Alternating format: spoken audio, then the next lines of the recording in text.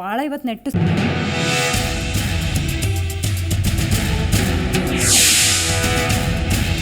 ನಮಸ್ಕಾರ. ಇವತ್ತಿನ ಮೆಗಾ ಸುದ್ದಿ ಸ್ಥಳೀಯ ಚುನಾವಣೆ. ಬಹಳ ಮುಖ್ಯವಾಗಿ ಸ್ಥಳೀಯ ಸಂಸ್ಥೆಗಳ ಚುನಾವಣೆಗೆ ಮುಹೂರ್ತ ಏನಾದರೂ ನಿಗದಿಯಾಗುತ್ತಾ ಅಥವಾ ಚುನಾವಣೆ ಯಾವಾಗ ಅನ್ನುವಂಥ ಪ್ರಶ್ನೆಗೆ ಉತ್ತರ ಸಿಕ್ಕ ಹಾಗೆ ಕಾಣ್ತಾ ಇದೆ. ಯಾಕಂತ ಹೇಳಿದ್ರೆ ಮೊನ್ನೆ ರಾಜ್ಯದ ಉಪಮುಖ್ಯಮಂತ್ರಿಗಳು ಸ್ಥಳೀಯ ಸಂಸ್ಥೆಗಳ ಚುನಾವಣೆ ನಿಮಿತ್ತ ಅತಿ ಶೀಘ್ರದಲ್ಲಿ ಚುನಾವಣೆ ಮಾಡೋ ನಿಟ್ಟಿನಲ್ಲಿ ಸರ್ಕಾರದ ಚಿಂತನೆ ಇದೆ ಅಂತ ಹೇಳಿದ್ದಾರೆ. ಬಹಳ ಮುಖ್ಯವಾಗಿ 3 ವರ್ಷಗಳಿಗೂ ಅಧಿಕ ಕಾಲದವರೆಗೆ ನೆನೆಗುದಿಗೆ ಬಿದ್ದಿರುವಂತಹ ಸ್ಥಳೀಯ ಸಂಸ್ಥೆಗಳ ಚುನಾವಣೆ ಯಾವಾಗ ಅನ್ನೋದು ಬಹಳ ಮುಖ್ಯ ಆಗುತ್ತೆ.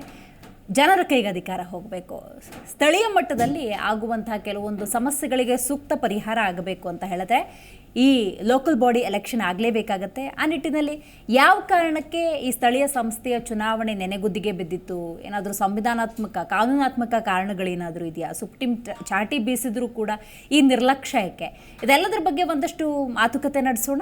ನಾನು ದಿವ್ಯಶ್ರೀ.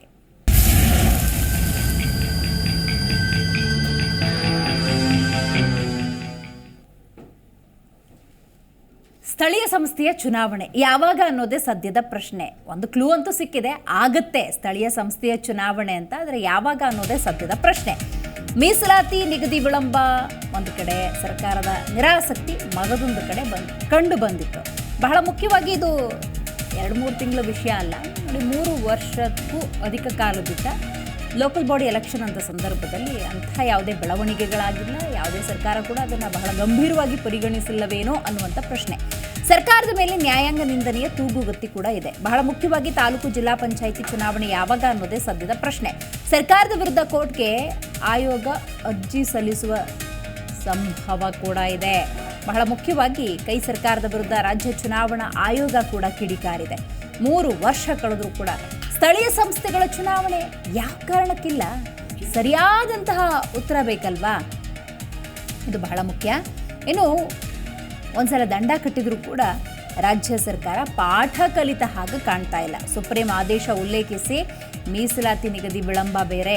ಹಾಗಾಗಿ ಈಗಲಾದರೂ ಸ್ಥಳೀಯ ಸಂಸ್ಥೆಗಳ ಚುನಾವಣೆ ನಡೆಯುತ್ತಾ ಅನ್ನೋದನ್ನು ಕಾದು ನೋಡಬೇಕಾಗಿದೆ.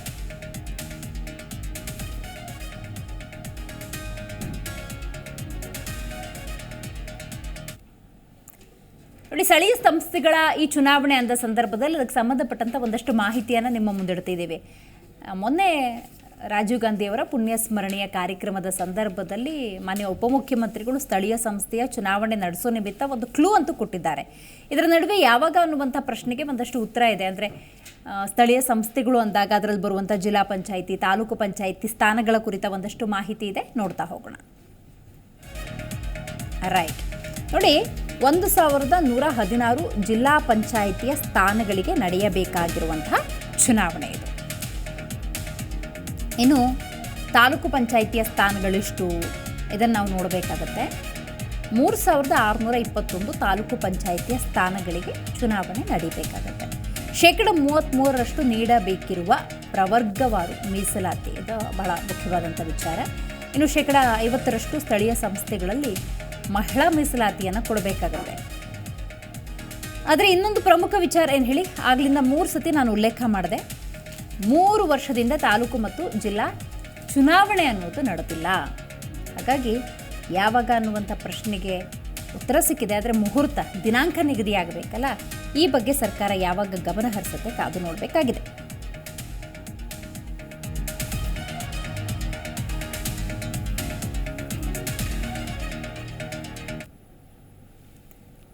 ಈ ಬಗ್ಗೆ ಮಾತಾಡಲಿಕ್ಕೆ ಬಿಜೆಪಿ ವಕ್ತಾರರಾಗಿರುವಂತಹ ಬಿ.ವಿ. ಗಣೇಶ್ ಅವರು ನಮ್ಮ ಜೊತೆ ಇದ್ದಾರೆ. ಸರ್ ನಮಸ್ಕಾರ. ಇನ್ನು ವಕೀಲರು, ವಿಶ್ಲೇಷಕರಾಗಿರುವಂತಹ ಡಾಕ್ಟರ್ ವಾಸುದೇವ್ ಕಶ್ಯಪ್ ಅವರಿದ್ದಾರೆ. ಸರ್ ನಮಸ್ಕಾರ. ಇನ್ನು AP ವಕ್ತಾರರಾಗಿರುವಂತಹ ರವಿಚಂದ್ರ ಅವರು ಝೂಮ್ನಿಂದ ಕನೆಕ್ಟ್ ಆಗ್ತಾ ಇದ್ದಾರೆ. ಸರ್ ನಮಸ್ಕಾರ. ನಮಸ್ಕಾರ. ಮಾತಾಡ್ತೀನಿ ಸರ್, ಹಾಗೆ ಸಂಪರ್ಕದಲ್ಲಿರಿ. ರೈಟ್, ಗಣೇಶ್ ಸರ್, ನೀವು ತಿಳಿಸ್ಬೇಕು, 3 ವರ್ಷದಿಂದ ಯಾಕೆ ಸ್ಥಳೀಯ ಸಂಸ್ಥೆಯ ಈ ಚುನಾವಣೆಗಳು ಅಂದಾಗ ಒಂದು ನಿರ್ಲಕ್ಷ್ಯ ಕಂಡು ಬಂದಿದೆ? ಯಾವ ಕಾರಣಕ್ಕೆ ಅಂತ ಅನಿಸುತ್ತೆ ಮೇಡಮ್? ಇದು ಚುನಾವಣೆ ನಡೆಸದೇ ಇರತಕ್ಕಂಥದ್ದು ಒಂದು ಪ್ರಜಾಪ್ರಭುತ್ವಕ್ಕೆ ಮಾಡಿದ ಅವಮಾನ. ಹೌದು, ಅದು ಇಂಥ ಪಕ್ಷ ಆ ಪಕ್ಷ ಅಂತಲ್ಲ. ನಾನು BJP ವಕ್ತಾರನಾಗಿ ಬಂದಿದ್ದೀನಿ ಅಂತ ನಾನು ಆ ಥರ ಹೇಳಕ್ಕೆ ಹೋಗಲ್ಲ. ಚುನಾವಣೆಗಳು ಕಾಲ ಕಾಲಕ್ಕೆ ನಡೆಯಬೇಕಾದದ್ದು. ಚುನಾವಣೆ ಆಯೋಗದ ಕೆಲಸವೂ ಹೌದು. ಹೌದು. ಬಟ್ ಹಿಂದೆ ಚುನಾವಣೆ ಆಯೋಗ ಸ್ಥಳೀಯ ಸಂಸ್ಥೆಗಳ ಚುನಾವಣೆಗಳನ್ನು ಆ ಬೌಂಡ್ರೀಸ್ ಆ್ಯಂಡ್ ಇವೆಲ್ಲ ಅವ್ರಿಗೆ ಇತ್ತು. ಅದು ನಮ್ಮ ಸರ್ಕಾರ ಬಂದ ನಂತರ ಅದನ್ನು ವಾಪಸ್ ತೆಗೆದುಕೊಳ್ತು. ಯಾಕೆಂದರೆ ಅಧಿಕಾರ ವಿಕೇಂದ್ರೀಕರಣ ಅಂತ ಹೇಳತಕ್ಕಂಥ ಸಂದರ್ಭದಲ್ಲೂ ಕೂಡ ಮನಸ್ಸೊಪ್ಪದ ಅಧಿಕಾರ ಕೇಂದ್ರೀಕರಣ, ಅಂದರೆ ನನ್ನದೇ ನಡಿಬೇಕು, ನಾನೇ ಇರಬೇಕು, ಆ ರೀತಿಯಾದಂಥ ಧೋರಣೆಯಿಂದ ಕೆಲವೊಂದು ತಪ್ಪುಗಳು ತುಂಬಾ ಆಗೋಗ್ಬಿಟ್ಟಿದೆ. ನಾನು ಒಪ್ತೀನಿ. ಚುನಾವಣೆ ಆಯೋಗದ ಕೆಲಸ ಏನಂದರೆ ಯಾವುದೇ ಚುನಾವಣೆ ಮುಗಿದ ತಕ್ಷಣದ ಸಂದರ್ಭದಲ್ಲೇ ಜನಗಳಿಗೆ, ಜನಪ್ರತಿನಿಧಿಗಳಿಗೆ ಕೊಡಬೇಕಾದಂಥ ಮಾನ್ಯತೆಯನ್ನು ಕೊಟ್ಟು ಸಮಾಜದ ಪ್ರಗತಿಯನ್ನು, ಅಭಿವೃದ್ಧಿಯನ್ನು ಮಾಡಿಕೊಡಬೇಕಾದ ಚುನಾವಣಾ ಆಯೋಗದ ಕೆಲಸ. ಕರೆಕ್ಟ್. ಆದರೆ ಇದೊಂದನ್ನು ಮಾತ್ರ ಸರ್ಕಾರ ಇಟ್ಕೊಂಡಿದೆ. ಅದು ಯಾತಕ್ಕೆ ಇಟ್ಕೊಂಡಿದೆ? ಅದು ಬಹಳ ತಪ್ಪು. ಈ ಬಾರಿ ನಾನು ಚುನಾವಣಾ ಆಯೋಗವನ್ನು ಅಭಿನಂದಿಸ್ತಾ ಇದ್ದೀನಿ.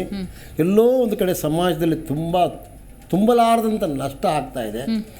ಮತ್ತು ಏನು ಯುವಜನರಿಗೆ ಸಮಾಜದಲ್ಲಿ ಕೆಲಸ ಮಾಡಬೇಕು, ನಾನೊಂದು ಯುವಕನಾಗಿ ದೇಶವನ್ನು ಪ್ರತಿನಿಧಿಸಬೇಕು, ಸ್ಥಳೀಯ ಸಂಸ್ಥೆಗಳನ್ನು ಪ್ರತಿನಿಧಿಸಿ ಜನಗಳಿಗೆ ಅನುಕೂಲ ಮಾಡಬೇಕು, ರಾಜಕೀಯ ಪ್ರವೇಶ ಪಡಿಬೇಕು ಅನ್ನತಕ್ಕಂಥ ಆ ಯುವಕರ ಕನಸಿಗೂ ಕೂಡ ಅನ್ಯಾಯ ಆಗ್ತಾ ಇದೆ.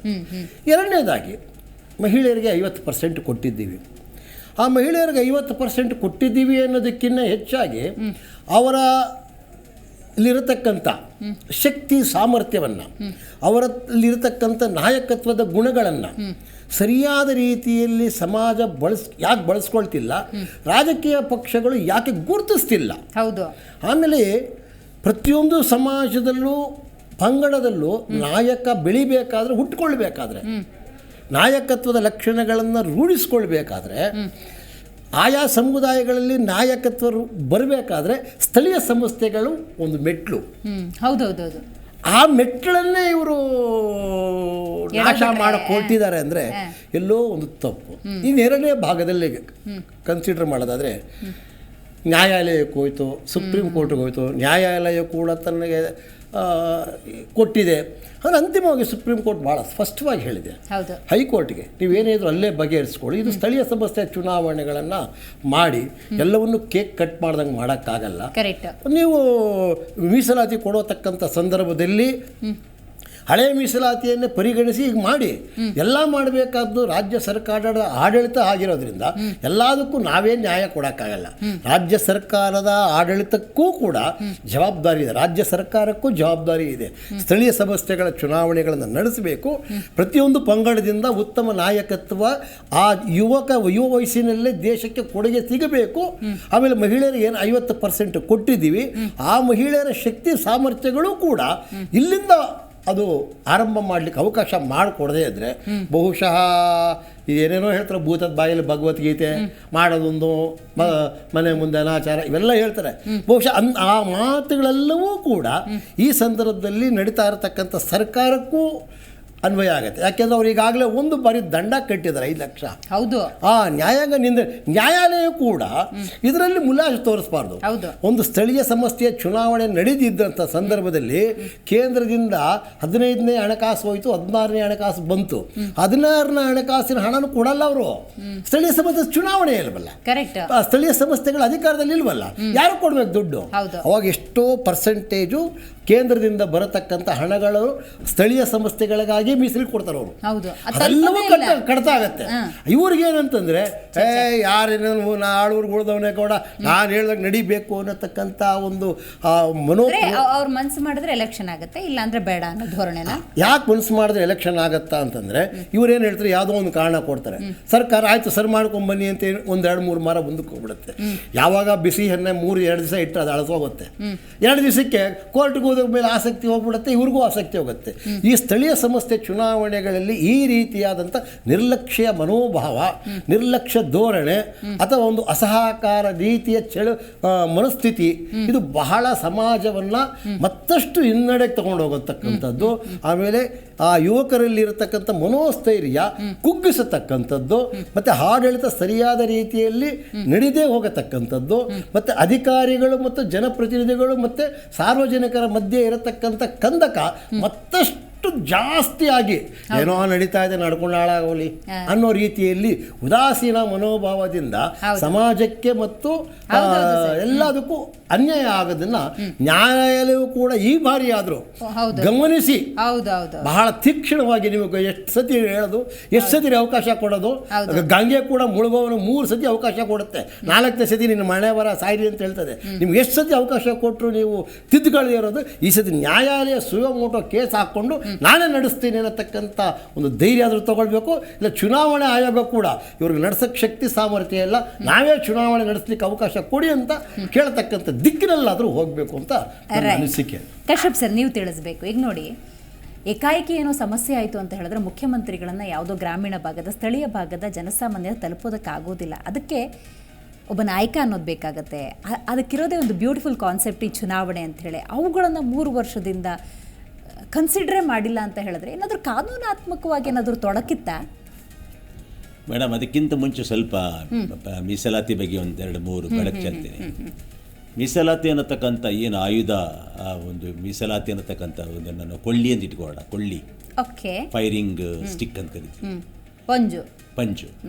ಇದು ಪ್ರಜಾಪ್ರಭುತ್ವಕ್ಕೆ ಕೊಳ್ಳಿ ಹಿಡಿಯತಕ್ಕಂಥ ವ್ಯವಸ್ಥೆ ಗಣೇಶ್.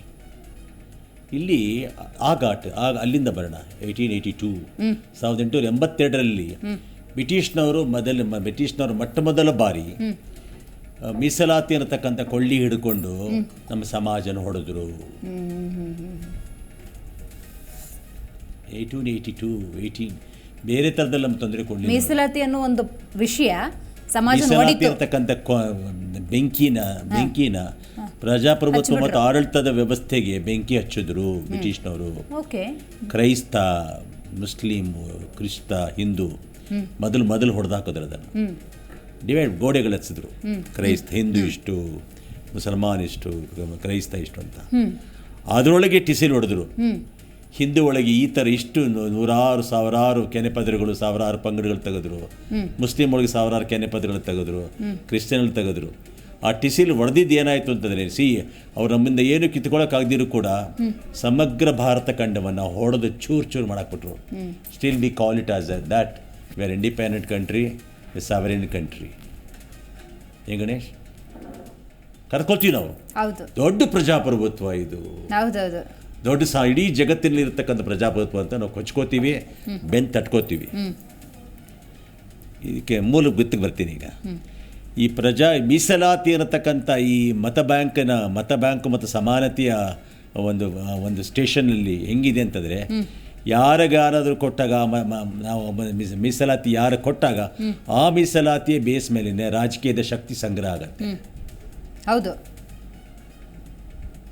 ನೀವು ಒಂದು ಸಮುದಾಯಕ್ಕೆ ಮೀಸಲಾತಿ ನೋಡಿ, ಈಗ ನಾನು ಇಲ್ಲಿ ಪಾರ್ಟಿ ಬಗ್ಗೆ ಮಾತಾಡ್ತಿಲ್ಲ, ಯಾವುದೇ ರಾಜಕೀಯ ಪಕ್ಷ ತಗೊಳ್ಳಿ ನೀವು, ಮೀಸಲಾತಿಯ ತುಪ್ಪವನ್ನು ಕೆಜಿಗಟ್ಟಲೆ ಸೌರಿ ಅವರು ರಾಜಕೀಯದ ಬೇಳೆ ಬೇಯಿಸ್ಕೊಳ್ತಿದ್ದಾರೆ ಹೊರತು ರಾಜಕಾರಣದಲ್ಲಿ ಆಡಳಿತಾತ್ಮಕವಾದ ಮೀಸಲಾತಿ ನಮ್ಮಲ್ಲಿಲ್ಲ.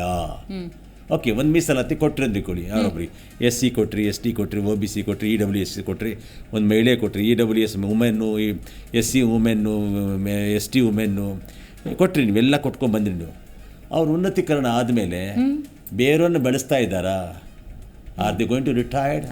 ನೆಕ್ಸ್ಟ್ ಲೆವೆಲ್ ಏನು ಬೆಳೆಸ್ತಿದ್ದಾರೆ? ಈಗ ಒಂದು ನಾನು SC ST IS ಆಫೀಸರ್ ಕೊಡಿ, ನನಗೆಲ್ಲ ಕಿತ್ಕೊಂಡೆ ಸರ್ಕಾರಕ್ಕೆ ಬರತಕ್ಕಂಥ ಎಲ್ಲ ಅನುಕೂಲಗಳು ಕಿತ್ಕೊಂಡೆ ನಾನು. What is the next? Correct, certain ಅಗರ್ ಮೆರಿಟ್ ಇಲ್ಲಿ ನೋಡಿ, where is a merit? Okay. Second, ಇಲ್ಲೇನಾಯಿತು, ಮತ ಬ್ಯಾಂಕ್ಗಳು ಮೀಸಲಾತಿ ಇರತಕ್ಕಂಥ ಎಲ್ಲ ಪ್ಲೇ ಕಾರ್ಡ್ ಆಡ್ತಾರೆ ಎಲ್ಲರೂ, ಬರೀ ಇವರೆಲ್ಲ. ನೀವು ಈಗ ನೋಡಿ, ಯು ಟೇಕ್ ಒಂದು ಎಜುಕೇಷನ್ ಸಿಸ್ಟಮ್ ಬನ್ನಿ, ಮೀಸಲಾತಿ ಪ್ಲೇ ಕಾರ್ಡು ಆಯ್ತಲ್ಲ, ನಾವು ಉದ್ಯೋಗಕ್ಕೆ ಬನ್ನಿ ಮೀಸಲಾತಿ ಪ್ಲೇ ಕಾರ್ಡ್ಸು, ಪಬ್ಲಿಕ್ ಸೆಕ್ಟರ್ಗೆ ಬನ್ನಿ ಮೀಸಲಾತಿ play cards. Are they really we are getting a right people for the right person for the right post? No, never. ನೀವು ಯಾವಾಗ ಏನಾಗುತ್ತೆ, ಅಪ್ರಾಪ್ತರಿಗೆ ದಾನ ಮಾಡಿದಾಗ ಏನಾಗುತ್ತೆ ಅಂದರೆ, ಆ ಜಾಬ್, ಆ ಒಂದು ಪೊಸಿಷನ್ಗೆ, ಆ ಒಂದು ಪ್ಲೇಸ್ಗೆ ನಿಮಗೆ ನ್ಯಾಯ ಕೊಡೋಕ್ಕಾಗೋದೇ ಇಲ್ಲ. ಇನ್ಸಲ ಮೀಸಲಾತಿ ಕೊಡೋ ಬದಲು ಕ್ರಿಯೇಟ್ ಟ್ಯಾಲೆಂಟ್ಸ್. ಹೌದು. ಏನು ಗಣೇಶ್, ಟ್ಯಾಲೆಂಟ್ ಕ್ರಿಯೇಟ್ ಮಾಡಿ, ನೀವು ಸಮರ್ಥನ ಕ್ರಿಯೇಟ್ ಮಾಡಿ. ನೀವು ಅಲ್ಲಿ ತರಬೇಡಿ ನೀವು ಜಾತಿಯ ಒಂದು ಇದು ಚುನಾವಣೆಯಲ್ಲಿ ನಿಮಗೆ ಕ್ರಿಯಾಶೀಲತೆಯನ್ನು ಸೃಷ್ಟಿ ಮಾಡೋಕ್ಕಾಗಲ್ಲ. ನಿಮಗೆ ಅವನಿಗೆ ಅಧಿಕಾರ ನಡೆಸಲಿಕ್ಕೆ ಒಂದು ಅವಕಾಶ ಕೊಟ್ಟಾಗ ಅವನ ಕ್ರಿಯಾಶೀಲತೆ ಬೆಳಕಿಗೆ ಬರುತ್ತೆ. ಯಾಕೆಂದರೆ ಸೇವಾ ಮನೋಭಾವ. ಇಲ್ಲಿ ಸೇವೆಯನ್ನು ಮಾಡಬೇಕಾದ್ದು ಸಾರ್ವಜನಿಕರ ಪರವಾಗಿ ಜನಪ್ರತಿನಿಧಿಯಾಗಿ ಅವನು ಜನಗಳಿಗೋಸ್ಕರ ಕೆಲಸ ಮಾಡಲೇಬೇಕು. ಇಲ್ಲ ಜನನೇ ಕಲಿಸ್ತಾರೆ ಬುದ್ಧಿ. ಏನೋ ಓಟ್ ಹಾಕ್ಸ್ಕೊಂಡು ಮೇಲೆ ಕೂತಿದೆ ಅಗ್ರಿ ವಿತ್ ಯು. ಇಲ್ಲಿ ನಾವು ತಗೊಳ್ಳಿ, ಈಗ ಆಯಿತು, ನೀವು ಸ್ಥಳೀಯ ಸಂಸ್ಥೆಗಳು, BBMPಗಳು ಅಥವಾ ಯಾವುದೇ ಥರದ ಸಂಘ ಏನು ಜಿಲ್ಲಾ ಪಂಚಾಯತಿ ಆಗಲಿ, ಗ್ರಾಮ ಪಂಚಾಯತಿ ಆಡಳಿತಾತ್ಮಕ ಚುನಾವಣೆಗೆ ಎದುರಿಸತಕ್ಕಂಥ ಸಂಘಟನೆಗಳು ಏನಿದೆ, ಇವುಗಳು ಕೂಡ ಸರ್ ಈಗ ವಂಶಪಾರಂಪರೆಯಿಂದ ಬಂದ್ಬಿಡ್ತು ಒಂದು ಪೋಸ್ಟಿಂಗು ಅಂತ ಇಟ್ಕೊಳ್ಳಿ. ವಂಶಪಾರಂಪರೆ ಬಂದಾಗ ಮೀಸಲಾತಿ ಅನ್ನೋ ಪದಕ್ಕೆ ಅರ್ಥ ಏನಿದೆ? ಡೈನೆಸ್ಟಿ, ಜನರೇಷನ್ ಬಂದ್ಬಿಡ್ತು. ಒಬ್ಬ ತಾಲೂಕ್ ಪಂಚಾಯತ್ ಎತ್ಕೋತಾನೆ, ಅವ್ನ ಹೆಂಡತಿ ಕೊಡ್ತಾನೆ, ಫ್ಯಾಮಿಲಿ ಕೊಡ್ತಾನೆ. ಅಲ್ಲ ಸರ್, ಈಗ ದೊಡ್ಡ ದೊಡ್ಡ ಚುನಾವಣೆಲೂ ಅದೇ ಆಗ್ತಿರೋದು ಅಲ್ವಾ? ಮೀಸಲಾತಿ ಅಂದ್ರೆ ಅರ್ಥ ಏನಿದೆ? ಪರ್ಪಸ್ ಇಲ್ವಲ್ಲ. ಆಯ್ತು, ಗೊತ್ತಾಯ್ತು ನನಗೆ. ಆ ಕ್ಲಾರಿಟಿ ನಾನು ಪಡ್ಕೊಳ್ತೀನಿ. ರವಿಚಂದ್ರ ಅವರು, ನಿಮ್ಮ ಜೊತೆ ಕೂಡ ನಾನು ಮಾತಾಡ್ತೀನಿ. ಸೊ ಇವತ್ತು ನಾವು ಮಾತಾಡ್ತಿರುವಂಥ ವಿಷಯ ಇದೇ ಸ್ಥಳೀಯ ಸಂಸ್ಥೆಗಳ ಚುನಾವಣೆ ಕುರಿತಂತೆ. ಬಹಳಷ್ಟು ವಿಳಂಬ ಆಗಿದೆ, ದಂಡ ಕಟ್ಟೋ ಪರಿಸ್ಥಿತಿ ಬಂದಿದೆ. ಚುನಾವಣಾ ಆಯೋಗವೇ ಕೋರ್ಟಿಗೆ ಪತ್ರ ಬರೆಯೋ ಲೆವೆಲಿಗೆ ಬಂದು ನಿಂತಿರೋದ್ರಿಂದಾಗಿ ಈಗ ಸಿದ್ದರಾಮಯ್ಯನವರು ಕೂಡ ಲೋಕಲ್ ಬಾಡಿ ಸ್ಥಳೀಯ ಸಂಸ್ಥೆಗಳ ಚುನಾವಣೆಗೆ ಸಿದ್ಧರಾಗಿ ಅಂತ ಕಾರ್ಯಕರ್ತರಿಗೂ ಕೂಡ ಕರೆ ಕೊಟ್ಟಿದ್ದಾರೆ. ಮತ್ತಷ್ಟು ಮಾತಾಡೋಣ ಇದೆ. ಸ್ಥಳೀಯ ಚುನಾವಣೆ ಕುರಿತಂತೆ ನಾವು ಮಾತಾಡ್ತಾ ಇದ್ದೀವಿ. ರವಿಚಂದ್ರ ಅವರೇ, ನೀವು ತಿಳಿಸ್ಕೊಡಿ. 3 ವರ್ಷದಿಂದ ನೆನೆಗುದಿಗೆ ಬಿದ್ದಿದೆ ಈ ಸ್ಥಳೀಯ ಸಂಸ್ಥೆಗಳ ಚುನಾವಣೆ ಅಂತ ಸಂದರ್ಭದಲ್ಲಿ ಕಾನೂನಾತ್ಮಕವಾಗಿ ತೊಡಕೇನಾದರೂ ಇದೆಯಾ? ಈ ರೀತಿ ಪೋಸ್ಟ್ಪೋನ್ ಮಾಡ್ಕೊಂಡು ಬರೋದಕ್ಕೆ ಏನಾದರೂ ಕಾನೂನಾತ್ಮಕವಾಗಿ ಸಮಸ್ಯೆ ಏನಾದರೂ ಇತ್ತಾ? ನೋಡಿ, ಒಂದು ರಾಜಕೀಯ ಪಕ್ಷವಾಗಿ ಹೇಳೋದಾದ್ರೆ, ಈಗ ನಮ್ಮ ಸ್ನೇಹಿತರು ಮಾತಾಡ್ತಾ ಹೇಳ್ತಾ ಇದ್ರು ಲೈಕ್ ಮೀಸಲಾತಿ ವಿಚಾರ ಅಂತ ಹೇಳಿ. ಅಫ್ಕೋರ್ಸ್ ಇದು ಸರ್ಕಾರ ತನ್ನ ರಿಸರ್ವೇಶನ್ಸ್ ಲಿಸ್ಟ್ ನ ಎಲ್ಲಿವರೆಗೂ ಎಲೆಕ್ಷನ್ ಕಮಿಷನ್ಗೆ ಸಬ್ಮಿಟ್ ಮಾಡೋದಿಲ್ವೋ ಅಲ್ಲಿವರೆಗೂ ಕೂಡ ಎಲೆಕ್ಷನ್ ಕಮಿಷನ್ ಹ್ಯಾಂಡಿಕ್ಯಾಪ್ ಆಗ್ಬಿಡುತ್ತೆ. ಅದ್ರ ಮೇಲೆ ಯಾವುದೇ ರೀತಿ ರಿಸರ್ವೇಶನ್ಸ್ ಬೇಸಿಸ್ ಮೇಲೆ ಅವರು ಇದನ್ನ ಎಲೆಕ್ಷನ್ಸ್ ನ ನಡೆಸ್ಲಿಕ್ಕೆ ಬರುವುದಿಲ್ಲ ಅನ್ನೋದು ಒಂದು ಟೆಕ್ನಿಕಲ್ ವಿಚಾರ. ಇದನ್ನ ನಾವು ನೋಡ್ಲೇಬೇಕಾಗಿರೋದು. ಇದು BBMP ನಲ್ಲಿ ಕೂಡ ಆಗಿದೆ, ಇದು ಸ್ಥಳೀಯ ಸಂಸ್ಥೆಗಳ ಚುನಾವಣೆಗಳಲ್ಲೂ ಕೂಡ ಆಗಿದೆ. ಯಾಕೆ ಅಂತ ಹೇಳಿದ್ರೆ, ಸ್ಥಳೀಯ ಸಂಸ್ಥೆಗಳ ಚುನಾವಣೆಯಲ್ಲಿ ನೀವು ಅವಾಗಲೇ ಹೇಳಿದ ರೀತಿಯಲ್ಲಿ 33% ಕ್ಯಾಸ್ಟ್ ವೈಸ್ ರಿಸರ್ವೇಶನ್ಸ್ ಮತ್ತೆ 50% ವುಮನ್ ರಿಸರ್ವೇಶನ್ಸ್ ಇರೋದ್ರಿಂದ ಅದು MLA ಎಲೆಕ್ಷನ್ಸ್ ಅಥವಾ MP ಎಲೆಕ್ಷನ್ಸ್ ನಡೆಸಷ್ಟು ಸರಳವಾಗಿ ಅದನ್ನ ನಡೆಸ್ಲಿಕ್ಕೆ ಸಾಧ್ಯ ಆಗುದಿಲ್ಲ. ಯಾಕೆಂತ ಹೇಳಿದ್ರೆ, ನಾವು ಅದೊಂದು ರಿಸರ್ವೇಶನ್ ಸೈಕಲ್ ನ ನಾವು ಕಂಪ್ಲೀಟ್ ಮಾಡಬೇಕಾಗುತ್ತೆ. ಹಿಂದೆ ಇದ್ದಂತಹ ರಿಸರ್ವೇಶನ್ಸ್ ಈಗ ಅದು ಚೇಂಜ್ ಆಗ್ಬೇಕು ಅನ್ನೋ ರೀತಿಯಲ್ಲಿ ಅದನ್ನ ನಾವು ನೋಡ್ಕೊಂಡು ಹೋಗ್ಬೇಕಾಗುತ್ತೆ. ಆ ಒಂದು ಕನ್ಫ್ಯೂಷನ್ಸ್ ಅಲ್ಲಿ, ಆ ಒಂದು ಉಲ್ಬಣದಲ್ಲಿ ಇದು ಎಲೆಕ್ಷನ್ ಕಮಿಷನ್ ಇರೋದ್ರಿಂದ ಅವರು ಸರ್ಕಾರವನ್ನ ಬಹಳಷ್ಟು ಪ್ರಮಾಣದಲ್ಲಿ ಡಿಪೆಂಡ್ ಆಗ್ಬೇಕಾಗುತ್ತೆ. ಸೊ ಹಿಂದೆ ಇದ್ದಂತಹ ಸರ್ಕಾರದಲ್ಲಿ ನಮ್ಮ ಬಿಜೆಪಿ ಮಿತ್ರರು ಮಾತಾಡ್ತಾ ಹೇಳ್ತಾ ಇದ್ರು, ಹಿಂದೆ ಇದ್ದಂತಹ ಸರ್ಕಾರ ತನಗೆ ಪ್ರತಿಕೂಲವಾದ ವಾತಾವರಣ ಇಲ್ಲದ ಕಾರಣ ಅಥವಾ ಪ್ರತಿಕೂಲ ವಾತಾವರಣ ಇದ್ದ ಕಾರಣ ಆ ಸಂದರ್ಭದಲ್ಲಿ ಲೋಕಲ್ ಬಾಡಿ ಎಲೆಕ್ಷನ್ಸ್ ಗಳನ್ನ ನಡೆಸಲಿಕ್ಕೆ ಮುಂದೆ ಹಾಕೊಳ್ತಾ ಹೋಯ್ತು. ಹೌದು. ಆಗ BBMP ಎಲೆಕ್ಷನ್ಸ್ ವಿಚಾರದಲ್ಲೂ ಅದೇ ಆಗಿದ್ದಂಥದ್ದು. ಅದನ್ನ ಚಾಲೆಂಜ್ ಮಾಡಿಕೊಂಡು ಯಾರು ಕೋರ್ಟ್ ಪರ ಹೋಗಿದ್ರು, ಯಾವುದೋ ಒಂದು ರಾಜಕೀಯ ಪಕ್ಷ ಕೋರ್ಟ್ ಪರ ಹೋಗಿತ್ತು, ಶಿವರಾಜು ಮತ್ತೆ ಅಬ್ದುಲ್ ವಾಹಿದ್ ಅಂತ ರಾಜಕೀಯ ಪಕ್ಷದ ಮಿತ್ರರು ಯಾರು ಕೋರ್ಟ್ ಪರವಾಗಿ ಹೋಗಿದ್ರು, ಅವ್ರು ಇಲ್ಲಿಲ್ಲ, ಹಾಗಾಗಿ ಆ ಪಕ್ಷದ ವಿಚಾರ ಹೇಳ್ತಾ ಇಲ್ಲ ನಾನು. ಅವ್ರು ಯಾರು ಹೋಗಿದ್ರು ಅವರಿಗೂ ಕೂಡ ಸುಪ್ರೀಂ ಕೋರ್ಟ್ ಅಲ್ಲೂ ಕೂಡ ಅದೇ ಡೈರೆಕ್ಷನ್ಸ್ ಮಾಡಿದ್ರು. ಯಾಕೆ ಅಂತ ಹೇಳಿದ್ರೆ, ಸ್ಥಳೀಯವಾಗಿ ಯಾವ್ದಾರ ಒಂದು ರಿಸರ್ವೇಶನ್ಸ್ ನ ನೀವು ಫಿಕ್ಸ್ ಮಾಡಬೇಕು ಅಂತ ಹೇಳಿದ್ರೆ ಆಯಾ ಸರ್ಕಾರದ ಜವಾಬ್ದಾರಿ ಬಹಳಷ್ಟು ಇರುತ್ತೆ. ಅದನ್ನ ಹಿಂದಿನ ಸರ್ಕಾರ ನೆರವೇರಿಸೋದ್ರಲ್ಲಿ ಬಹಳಷ್ಟು ವೈಫಲ್ಯವನ್ನು ಮಾಡಿದೆ. ಇದು ಖೇದವಾದ ಸಂಗತಿ ಅನ್ನೋದನ್ನ ನಾವು ಮರಿಬಾರದು. ಇನ್ನೊಂದು, ಈ 3 ವರ್ಷಗಳ ನೋಡಿ, ನೀವು ಸಂವಿಧಾನಿಕವಾಗಿ ಯಾವುದೇ ಒಂದು ಸರ್ಕಾರವನ್ನ ನೀವು ಸಸ್ಪೆಂಡ್ ಮಾಡಿದ್ರು ಕೂಡ, ರಾಷ್ಟ್ರಪತಿಯವರೇ ಸರ್ಕಾರವನ್ನ ಸಸ್ಪೆಂಡ್ ಮಾಡಿದ್ರು ಕೂಡ 6 months ಮ್ಯಾಕ್ಸ್ ಟು ಮ್ಯಾಕ್ಸ್ ನೀವು ಸರ್ಕಾರವನ್ನ ಸಸ್ಪೆಂಡ್ ಮಾಡಬಹುದು. ಇಲ್ಲ ನೀವು ಮ್ಯಾಕ್ಸಿಮಮ್ ಅಂತ ಹೇಳಿದ್ರೆ ಇನ್ನೂ ಒಂದು ಟರ್ಮ್ಗೆ ನೀವು ಸಸ್ಪೆಂಡ್ ಮಾಡಬೇಕು ಅನ್ನೋದಾದ್ರೆ ಯಾವ್ದಾರ ಒಂದು ಸರ್ಕಾರವನ್ನ ಇನ್ನೂ 6 months ಅಂದ್ರೆ ಟೋಟಲ್ ಆಗಿ ನೀವು 1 ವರ್ಷದ ಮಟ್ಟಿಗೆ ಮಾತ್ರ ಆ ಒಂದು ರಾಜ್ಯದ ಅಥವಾ ಯಾವುದೊಂದು ಜಿಲ್ಲೆಯ ಸರ್ಕಾರವನ್ನ ನೀವು ರಾಷ್ಟ್ರದ ಸರ್ಕಾರವನ್ನ ನೀವು ಸಸ್ಪೆಂಡ್ ಅಲ್ಲಿ ಇಡಬಹುದು, ರಾಷ್ಟ್ರಪತಿ ಆಳ್ವಿಕೆಯನ್ನ ಮಾಡಬಹುದು. ಆದ್ರೆ ಇಲ್ಲಿ ದುಶ್ಚಟ ಏನು ಅಂತ ಹೇಳಿದ್ರೆ, ಸ್ಥಳೀಯ ಸರ್ಕಾರಗಳನ್ನ 3 ವರ್ಷಗಳಿಂದ ಸಸ್ಪೆಂಡ್ ಅಲ್ಲಿ ಇಟ್ಕೊಂಡು MLAಗಳು ಅಥವಾ MP ಗಳು ತಮ್ಮದೇ ಆಡಳಿತದಲ್ಲಿ ಆ ಒಂದು ಇದನ್ನ ಇಟ್ಕೊಂಡು ಸರ್ಕಾರಗಳು ತಮಗೆ ಬಂದಂತಹ ಫಂಡ್ಗಳನ್ನ ನೇರವಾಗಿ ಸ್ಥಳೀಯ ಸಂಸ್ಥೆಗಳಿಗೆ, ಸ್ಥಳೀಯ ಸರ್ಕಾರಗಳಿಗೆ ಹಂಚದೇನೆ ತಾವೇ ಅದರ ಮೇಲೆ ಕುಳಿತುಕೊಂಡು ಅಭಿವೃದ್ಧಿ ಆಗ್ತಾ ಇಲ್ಲ ಅಂತ ನಾವು ಕನಸು ಕಾಣ್ತಾ ಇದ್ರೆ ಯಾರು ಇದ್ರ ಜವಾಬ್ದಾರಿ ತಗೊಳ್ತಾರೆ? ಕಳೆದ 3 ವರ್ಷಗಳಿಂದ ಆಗ್ತಾ ಇರೋದಿದ್ದೇನೆ.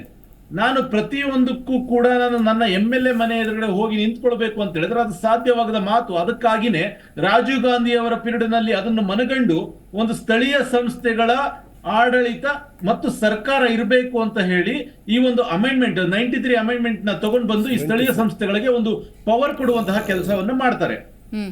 ಅದಕ್ಕೂ ಕೂಡ ನೀವು ಈ ಜಿಲ್ಲಾ ಪಂಚಾಯಿತಿ ಮತ್ತು ತಾಲೂಕು ಪಂಚಾಯಿತಿಗಳನ್ನ ಸಸ್ಪೆಂಡ್ ನಲ್ಲಿ, ಅದು 3 ವರ್ಷಗಳ ಕಾಲ ಸಸ್ಪೆಂಡ್ ನಲ್ಲಿ ಇಡ್ತೀರಿ. ಈಗಾದ್ರೂ ಕೂಡ ಗೊತ್ತಿಲ್ಲ ನೀವು ಯಾವಾಗ ಸರ್ಕಾರ ರಚನೆ ಮಾಡ್ಲಿಕ್ಕೆ ನೀವು ಒಂದು ಅನುಮತಿಯನ್ನ, ಅಂದ್ರೆ ಎಲೆಕ್ಷನ್ ನಡೆಸಲಿಕ್ಕೆ ಒಂದು ಅನುಮತಿಯನ್ನು ಕೊಡ್ಲಿಕ್ಕೆ ಸಾಧ್ಯ ಇದೆ ಅನ್ನೋದು ಕೂಡ ಈಗ ಕೂಡ ಸರ್ಕಾರಗಳಿಗೆ ಗೊತ್ತಿಲ್ಲ.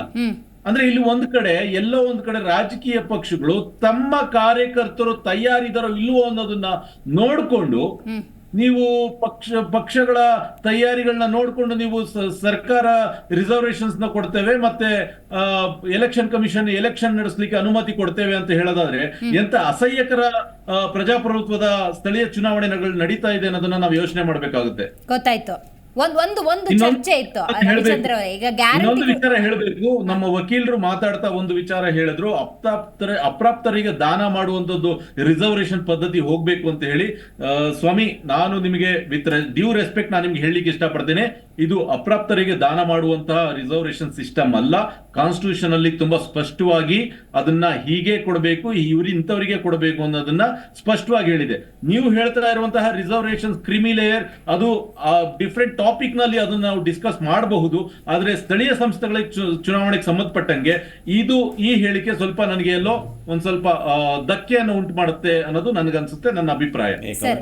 ಪ್ಲೀಸ್ ರವಿಚಂದ್ರ ಅವರೇ, ನಿಮ್ಮ ಆರ್ಗ್ಯುಮೆಂಟ್ಗೆ ಉತ್ತರ ಕೊಡ್ತಾ ಇದ್ದಾರೆ. ಈಗ ನಾನು I take it as a advice from the advisor note from your end. ಇಲ್ಲಿ ಏನಾಗುತ್ತೆ, ಮೀಸಲಾತಿ ಅಂತ ಬಂದಾಗ SC/ST ಮೀಸಲಾತಿ, ಆಗಲೇ ಒಂದು ಮಾತು ಹೇಳಿದೆ ನಿಮಗೆ, ಒಳಪಂಗಡಗಳಿದೆಯಲ್ಲ, ಕೆಲವು ಸಮರ್ಥ ಬಲಿಷ್ಠವಾಗಿರತಕ್ಕಂಥ ಸಮುದಾಯಗಳು, SC ಆಗಲಿ ST ಆಗಲಿ ಬಲಿಷ್ಠ ಸಮುದಾಯಗಳಿಗೆ ಮಾತ್ರ ರಾಜಕೀಯದ ಒಂದು ಸಿಗುತ್ತೆ, ಅಪೇಕ್ಷೆ ಸಿಗುತ್ತೆ, ರಾಜಕೀಯದ ನೆಲೆಗಟ್ಟು ಸಿಗುತ್ತೆ. ಅಲ್ಲಿ ಹಿಂದೆ ಉಳಿದವ್ರಿಗೆ ಯಾರು ಇದಾರಲ್ಲ ಅವ್ರಿಗೆಲ್ಲರೂ ಕೂಡ ಅದು ಕೌಂಟ್ ಆಗೋದೇ ಇಲ್ವಲ್ಲ. ಅಲ್ಲ, ಒಳಪಂಗಡದವರು ಆ ಕ್ಯಾಟಗರಿಯಲ್ಲೇ ಮುಂದೆ ಸೆಕೆಂಡ್ ಮೇಡಮ್, ಇಲ್ಲಿ ದಯವಿಟ್ಟು ನಾನು ಈ ವಿಚಾರದಲ್ಲಿ ಅವರಿಗೆ ಎನ್ಲೈಟ್ ಮಾಡ್ಲಿಕ್ಕೆ ಇಷ್ಟಪಡ್ತೇನೆ. ದಯವಿಟ್ಟು ಕ್ಷಮಿಸಿ, ನಾನೇನಾದ್ರು ತಪ್ಪು ಹೇಳಿದ್ರೆ ನೋಡಿ. ಮುಗಿಸ್ಬಿಡ್ತೀನಿ. ನೋಡಿ ಸರ್, ಈಗ ಒಂದು SC ಅಂತ ಬಂದಾಗ ಒಂದೇ ಒಂದು ಜಾತಿಗೆ ಸೀಮಿತ, ಒಂದೇ ಒಂದು ಸಣ್ಣ ಗುಂಪಿಗೆ ಸೀಮಿತ ಆಗಿಲ್ಲ. SC ಒಳಗೆ 100 ಕ್ಯಾಟಗರಿಗಳಿವೆ. ಮಾದಿಗ, ಹೊಲೆಯ, ಬೇರೆ ಬೇರೆ ಬೇರೆ ಬೇರೆ ಇದೆ. ST-ನಲ್ಲೂ ಕೂಡ ಇದೆ.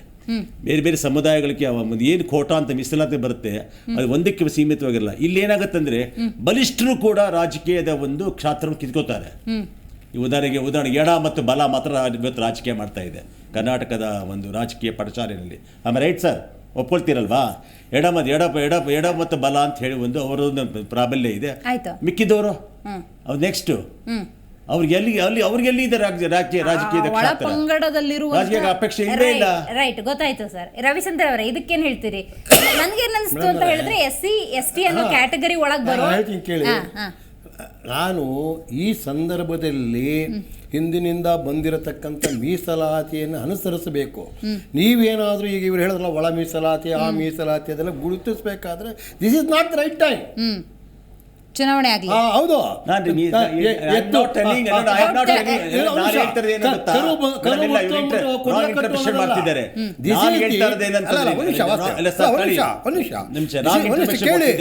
ಕೇಳಿ, ಇದು ಮೀಸಲಾತಿ ಅನ್ನತಕ್ಕಂಥದ್ದು ಅಮೆಂಡ್ಮೆಂಟ್ 74th ಆಕ್ಟ್ ಪ್ರಕಾರ ಬಂದಿದ್ದು. ಯಾರೇನು ಧರ್ಮಕ್ಕೆ ಕೊಡಲ್ಲ, ಯಾರೇನು ಇದು ಭಿಕ್ಷೆ ಕೊಡ್ತಿಲ್ಲ. ಪ್ರತಿಯೊಂದು ಪಂಗಡವು ಸಮಾಜದಲ್ಲಿ ಅಧಿಕಾರದಲ್ಲಿ ಪಾಲ್ಗೊಳ್ಳಬೇಕು. ಅದರಲ್ಲೂ ನಿರ್ಲಕ್ಷ್ಯಕ್ಕೆ ಒಳಗ ಒಂದು ಕಾಲದಲ್ಲಿ ಇತ್ತು. ಪಟೇಲ, ಗೌಡ, ಶಾನ್ಭಾಗ ಅಂತವ್ರದೇ ಇತ್ತು. ಇದು ಜನಪ್ರತಿನಿಧಿಗಳ ಆಡಳಿತ ಇರೋದರಿಂದ ಜನಗಳು ಚುನಾವಣೆ ಗೆದ್ದು ಬರಲಿ, ಆ ಜನಪ್ರತಿನಿಧಿಗಳು ಗೆದ್ದು ಬರಲಿ, ಅವನು ನಾಯಕ ಅಂತ ಒಪ್ಕೊಂಡು ಸಮಾಜ ಸೇವೆ ಮಾಡಲಿ. ನೀವು ಒಳ ಮೀಸಲಾತಿ ಕೊಡ್ತಾರೆ, ಇನ್ನೊಂದು ಅದು ಸರ್ಕಾರದ ಆದ್ಯ ಕರ್ತವ್ಯವಾಗಿದ್ದರೆ ಚುನಾವಣೆ ಡೇಟ್ ಮುಗಿತಾದ್ರೆ ಮೊದಲು ಮಾಡಿ. ಓಕೆ ಮೇಡಮ್ ಇವ್ರು ಏನ್ ಹೇಳ್ತಿದ್ದಾರೆ ಅಂತಂದ್ರೆ ಸಮಾಜದಲ್ಲಿ ಸಮಾನತೆ ಕೊಡಬಾರ್ದು ಅನ್ನೋದು ಎಲ್ಲಿದೆ? ಕೊಡಿ, ನಿಮ್ಗೆ ಅಷ್ಟಿದ್ರೆ ಅದನ್ನೇ ಒಂದು ಆಧಾರವಾಗಿಟ್ಟುಕೊಂಡು ಚುನಾವಣೆಗಳನ್ನು ಮುಂದೂಡೋದು ಎಷ್ಟು ಮಾತ್ರ ಸರಿ. ನಾವು ಚುನಾವಣೆ ಸ್ಟಾಪ್ ಮಾಡೋ ಅಂತ ಹೇಳ್ತಾ ಇಲ್ಲ. ನಾವು ಕೇಳ್ತಾ ಇರೋದು ಏನಂತಂದ್ರೆ ಬಲಿಷ್ಠತನ ಎಲ್ಲ ಕಡೆ ಇರುತ್ತೆ ಸರ್. ನೋಡಿ ಮೇಡಮ್ ಹೇಳ್ತೀನಿ ತಾಳಿ. ಈಗ ಒಂದು ಸಮುದಾಯಕ್ಕೆ ಕೆಲವರು ವೆಟೆಡ್ ಇಂಟ್ರೆಸ್ಟ್ ಪರ್ಸನಾಲಿಟಿಗಳು, ವೆಟೆಡ್ ಇಂಟ್ರೆಸ್ಟ್ ಗ್ರೂಪ್ಗಳು ನಿಂತ್ಕೊಳ್ತವೆ. ಅದು ತಮ್ಮ ರಾಜ್ಯಕ್ಕೆ ಕ್ಷಾತ್ರ ಬಿಟ್ಕೊಡೋದೇ ಇಲ್ಲ ಅವರು. ನೀವು ತಗೊಳ್ಳಿ, ಈಗ ಇಲ್ಲಿ ಇವತ್ತು ಇದನ್ನ ಮೀಸಲಾತಿ ಇದನ್ನ ಜಾತಿ ಆಧಾರಿತ ಮೀಸಲಾತಿಯನ್ನು ಒಂದು ಚೆಕ್ ಮಾಡ್ಕೊಳ್ಳೋಣ. ಕರ್ನಾಟಕ ಸರ್ಕಾರದ ಮಂತ್ರಿ ವರ್ಗ ತಗೊಳ್ಳಿ ಅಥವಾ ಬೇರೆ ಬೇರೆ ವರ್ಗಗಳು ತೊಗೊಳಕ್ಕೆ ಕೂಡ ನಿಮಗೆ ಕೇವಲ ಬಲಶಾಲಿಗಳು ಯಾರು ರಾಜಕೀಯವಾಗಿ ಪ್ರಭಾವಿತರಾಗಿರ್ತಾರೆ ಮಾತ್ರ ಅವಕ್ಕೆ ಸಿಗುತ್ತೆ ಹೊರತು ಮಿಕ್ಕಿದವ್ರು ಸಿಗೋದೇ ಇಲ್ಲ. ಕಟ್ಟ ಕಡೆ ಮನುಷ್ಯ ಸಿಗೋದೇ ಇಲ್ಲ. ಅದು ರೈಟ್, ಗೊತ್ತಾಯ್ತು. ನಿಮ್ ಕಾಂಟೆಕ್ಸ್ಟ್ ನಂಗೆ ಅರ್ಥ ಆಯ್ತು. ರವಿಚಂದ್ರ ಅವರು, ನೀವು ಅದನ್ನ ಕ್ಲಾರಿಟಿ ತಗೊಂಡ್ರಿ ಅಂತ ಭಾವಿಸ್ತೀನಿ. ಈಗ ಮೀಸಲು ಅಂತ ನೋಡಿದ್ರು ಕೂಡ ಅದರಲ್ಲೂ ಬಲಿಷ್ಠರು ಮುಂದಕ್ಕೆ ಬರ್ತಾರೆ ಹೊರತು ಒಳ ಪಂಗಡ ಇನ್ನೂ ಒಳ ಸಮುದಾಯದಲ್ಲಿರೋರು ಮುನ್ನೆಲೆಗೆ ಬರಕ್ಕಾಗೋದಿಲ್ಲ ಅಂತ ಅವ್ರು ಹೇಳ್ತಾ ಇರೋ ವಿಚಾರ ನನ್ಗೆ ಅರ್ಥ ಆಯ್ತು. ಬಟ್ ಕಾಂಟೆಕ್ಸ್ಟ್ ಇದು ಅಲ್ಲ ಅಂತ ನಾನು ಹೇಳ್ತಾ ಇರೋದು. ಮೇಡಮ್ 20% ಈಗ 20% ಎಸ್ಸಿಗೆ ಯಾಕೆ ಇದು ಹೇಳ್ತಾ ಇದ್ದೀನಿ? ಫಸ್ಟ್ ಟೈಮ್ ನಾನು ಕಳೆದ 8 ವರ್ಷದಿಂದ ಈ ಎಲೆಕ್ಷನ್ ಪ್ರೋಸೆಸ್ ಅಲ್ಲಿ ಮತ್ತೆ ನಾಮಿನೇಷನ್ ಪ್ರೋಸೆಸ್ ಅಲ್ಲಿ ನಾನಿದ್ದೇನೆ. ಈ 8 ವರ್ಷದಲ್ಲಿ ನಾನು ಫಸ್ಟ್ ಟೈಮ್ ನಾನು ನಾಮಿನೇಷನ್ ಪೇಪರ್ ಫಿಲ್ಅಪ್ ಮಾಡ್ಬೇಕಾದ್ರೆ ನನ್ಗೆ ಗೊತ್ತಾಗಿದೆ ಏನು ಅಂತ ಹೇಳಿದ್ರೆ, ನಮಗೆ ಗೊತ್ತಿಲ್ಲದೆ ಇರುವಂತಹ ಎಷ್ಟೋ ಜಾತಿಗಳು, ಒಳ ಜಾತಿಗಳು, ಒಳ ಪಂಗಡಗಳು ಈ ಒಂದು ಪ್ರೋಸೆಸ್ ಇಂದ ಹೊರಗಡೆ ಬರುತ್ತೆ. ನೀವು ಅರ್ಥ ಮಾಡ್ಕೊಂಡು 3B 2A 2B 2 ಅನಲೈಸ್ ಕೂಡ ಮಾಡ್ಕೊಂಡು ನಾನು ಹೇಳ್ತಾ ಇರೋದೇನು ಅಂತ ಹೇಳಿದ್ರೆ, that what you are saying is not in the right context in this subject ಅಂತ ನಾನು ಹೇಳ್ತಾ ಇರೋಂತದ್ದು. ಇಲ್ಲ, ಅದನ್ನ ಡಿಸೈಡ್ ಮಾಡಬೇಡಿ ಸರ್. ಇದೆ ರೈಟ್ ಸಬ್ಜೆಕ್ಟ್ ರಾಂಗ್ ಸಬ್ಜೆಕ್ಟ್ ಅದು ಯು ಡೋಂಟ್ ಡಿಸೈಡ್. ಅಲ್ಲ ಸರ್, ರವಿಚಂದ್ರ ಅವರೇ, your concept is very much right sir, but context is not in fit in this discussion. that you don't decide sir. ಈ discussion ಅಲ್ಲಿ already ಈ ಒಂದು ಒಳ ಮೀಸಲಾತಿ ಏನು ಇವಾಗ ಜಾತಿವಾರು ನೀವೇನ್ ಹೇಳ್ತಾರೆ, ಬರೀ SC ST ಮಾತ್ರ ಇರುವುದಿಲ್ಲ ಅಲ್ಲಿ ಸಾಕಷ್ಟು ವರ್ಗಗಳಿರ್ತವೆ, ನನಗೆ ಈ ಡಿಸ್ಕಷನ್ ಇರುವಂತದ್ದು ಇಷ್ಟು ದಿನ 3 ವರ್ಷಗಳಾದ್ರೂ ಕೂಡ ಯಾಕೆ ಸರ್ಕಾರಗಳು ಒಂದು ಸ್ಥಳೀಯ ಸರ್ಕಾರವನ್ನ ರಚನೆ ಮಾಡೋದ್ರಲ್ಲಿ ಹಿಂದೆ ಇದ್ದಾರೆ.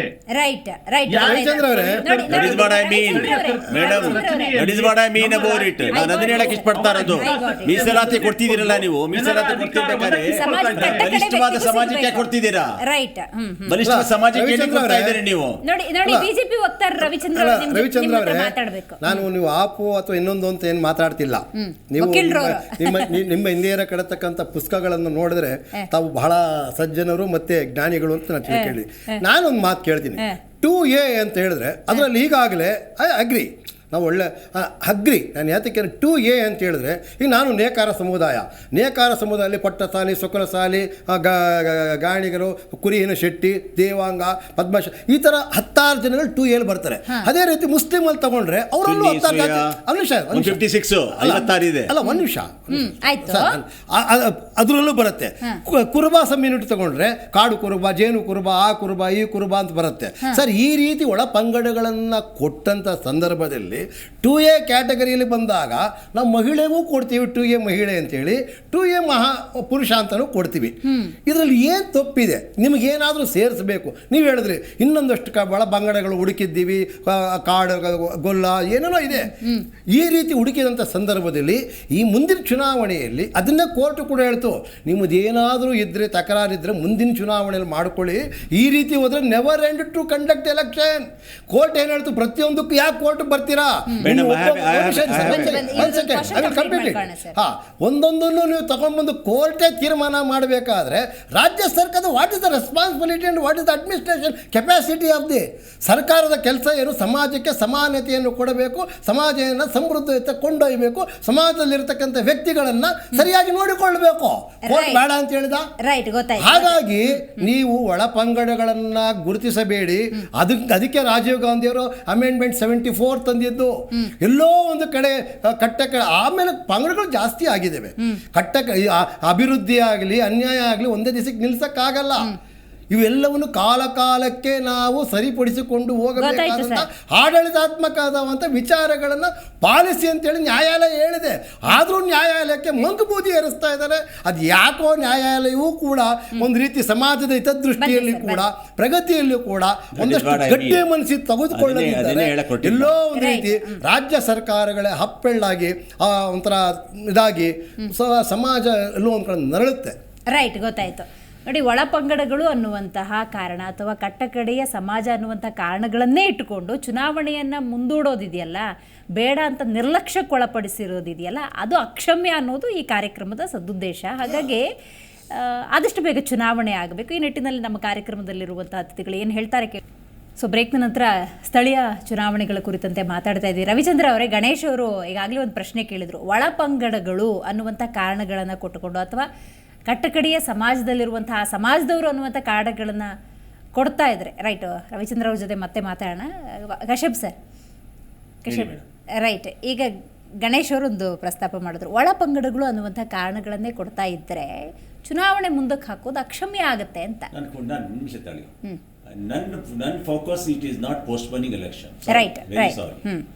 ನೀವು ಎಲೆಕ್ಷನ್ ಪೋಸ್ಟ್ಪೋನ್ ಇನ್ನೊಂದು ಪೋಸ್ಟ್ಪೋನ್ ಆಗಿದ ತಕ್ಷಣ ನೀವೇನು ಸ್ವರ್ಗದ ಕೆಳಗಿರಿಸಲ್ಲ, ಅಥವಾ ಎಲೆಕ್ಷನ್ ಬಂದ್ಬಿಟ್ಟು ಎಲೆಕ್ಷನ್ ರಿಎಲೆಕ್ಟ್ ಆಗಿದ ತಕ್ಷಣ ಎಲ್ಲಾ ಸಮಾಜದವ್ರ ಸಮುದಾಯದ ಮೇಲೇನು ಬರೋಲ್ಲ. ಆಯ್ತಲ್ಲ, ಈ ಸ್ಟ್ರಗಲ್ ಈ ಹೋರಾಟ ಇದೆಯಲ್ಲ, ಮೀಸಲಾತಿ ಹೋರಾಟ ಅಥವಾ ಸಾಮಾಜಿಕ ನ್ಯಾಯ ಇದೆಯಲ್ಲ, ಇವತ್ತು ರಾತ್ರೋರಾತ್ರಿ ಬಂದಿದ್ದಲ್ಲ ಇದು. ಯಾವಾಗ ತುಳಿತುಕೊಳ್ಳಗಾದ್ರು, ಬ್ರಾಹ್ಮಣ ಕ್ಷತ್ರಿಯ ವೈಶ್ಯ ಶೂದ್ರ ತುಳಿತುಕೊಳ್ಳಗಾದ್ರು, ಅಲ್ಲಿಂದ ಟಿಸಿಲ್ ಹೊಡೆದಿರತಕ್ಕಂಥ ಸಮುದಾಯಗಳೇನಿದೆ ಆ ಸಮುದಾಯಗಳಿಗೆ ಸಾಮಾಜಿಕ ನ್ಯಾಯ ಬೇಕು. ನನ್ನ ಅಗ್ರಿ, ನ್ಯಾಯ ಬೇಕು. ಸಾಮಾಜಿಕ ನ್ಯಾಯ ಅಂತ ಬಂದಾಗ ನೀವು ಕೆಲವೇ ಆಯ್ಕೆ ಮಾಡ್ಕೊಂಡಿರ್ತಕ್ಕಂಥ ಸಮುದಾಯ ನಾನು ಕೇಳ್ತಾರೆ ಅವ್ರಗಳಿಗೆ ಇವಾಗ ಏನ್ ಮಾಡ್ತಾರೆ ನೋಡಿ, ಹೇಳ್ತೀನಿ. ರಾಜಕೀಯದ ಒಂದು ಹೆಂಗಿದೆ, ಒಂದು ಮೈಂಡ್ ಸೆಟ್ ಹೆಂಗಿದೆ ಅಂತಂದ್ರೆ, ಅವ್ರು ನೋಡಿ, ಅವ್ರಿಗೆ ಅನುಕೂಲ ಆಗಬೇಕು, ಅವ್ರ ಸಂಬಂಧಪಟ್ಟ ಕಾರ್ಯಕರ್ತರಿಗೆ ಏನೋ ಅನುಕೂಲ ಆಗಬೇಕು, ಅವ್ರ ಸಂಬಂಧಪಟ್ಟ ಕಾರ್ಯಕರ್ತರು ಜಾತಿ ಆಧಾರಿತವಾಗಿ ಮೀಸಲಾತಿ ಆಧಾರಿತವಾಗಿ ಪೋಸ್ಟಿಂಗ್ ಆಗಬೇಕು ಅಂತ ಹೇಳಿ ಪೋಸ್ಟಿಂಗ್ ಮಾಡಿಸ್ತಾರೆ. ಉದಾಹರಣೆ, ಒಂದು ಯಾವ್ದೋ ಕ್ಷೇತ್ರ ಬಂದಾಗ ಅಲ್ಲಿ ಅವನ ಪ್ರಾಬಲ್ಯ ಇರ್ತಾನೆ ಅಂತ ತಿಳ್ಕೊಳ್ಳಿ, ಅವನೇನ್ ಮಾಡ್ತಾನೆ, ವೆಟ್ಟೆಡ್ ಇಂಟ್ರೆಸ್ಟ್ ಅವ್ನು ಹೇಳ್ತಾನೆ, ಅಣ್ಣ ನನ್ ಒಂದು ರಿಸರ್ವೇಶನ್ ಹಾಕ್ಸೋಣ ಅಂತಾನೆ. ಒಂದು ಯಾವುದೋ ಒಂದು ಮಹಿಳೆ ಬೇಕು. ಇದ್ರ ಸೈಕಲ್ ಹೆಂಗಿದೆ ಅಂತಂದ್ರೆ, it is why the cycle is change. Srinagar ward ಮೊದಲು ಪುರುಷ ಅಡ್ಮಿನಿಸ್ಟ್ರೇಷನ್ ನಾ ಮಾತಾಡ್ತಾರೆ ಆಡಳಿತಾತ್ಮಕ್ಕೆ ಬರ್ತಿದ್ದೀನಿ ಸರ್, ಆಡಳಿತಾತ್ಮಕ್ಕೆ ಬರ್ತೀನಿ, ಅಡ್ಮಿನಿಸ್ಟ್ರೇಷನ್ಗೆ ಬರ್ತೀನಿ. ಸೈಕಲ್ ಬಂತಲ್ಲ, ಸೈಕಲ್ ತಾಳಿ ಸರ್. ಇಲ್ಲಿ ಹಂಗೆ ಬರೀ ಎಲೆಕ್ಷನ್ ಕೂತ್ಕೊಳ್ಳೋಕ್ಕೆ ಬರಲ್ಲ. ಮೀಸಲಾತಿ ಇರತಕ್ಕಂಥ ಏನು ಗಲೀಜೇನಿದೆ ಅದನ್ನು ಕೂಡ ನಾವು ಎರಾಡಿಕೇಟ್ ಮಾಡಬೇಕು, ಕ್ಲೀನ್ ಮಾಡಬೇಕು. ಅದು ತಿಳ್ಕೊಂಡಿರೋ ನೋಡಿ, ಶೈಕ್ಷಣಿಕ ಮೀಸಲಾತಿ ಇದೆ ಮೇಡಮ್. ಈಗ ಹೇಳ್ತೀನಿ ಕೇಳಿ, ಕಾಲೇಜ್ ಅಡ್ಮಿಷನ್ ಆಗುತ್ತೆ, ಉದ್ಯೋಗ ಅಡ್ಮಿಷನ್ ಆಗುತ್ತೆ, ರಾಜಕೀಯ ಮೀಸಲಾತಿ ಇದೆ. ಮೀಸಲಾತಿಯಲ್ಲಿ ಹಲವಾರು let me finish sir. Madam, education ಮೀಸಲಾತಿ ಇದೆ. ಯಾವ ಪ್ರೈವೇಟ್ ಸ್ಕೂಲುಗಳಲ್ಲಿ children will get admission under the reservation quota. The reservation quota is only meant for money. Donation ಕೊಡು, ಒಳಗೆ ಸೇರ್ಕೋ. ಇದೆಯಾ?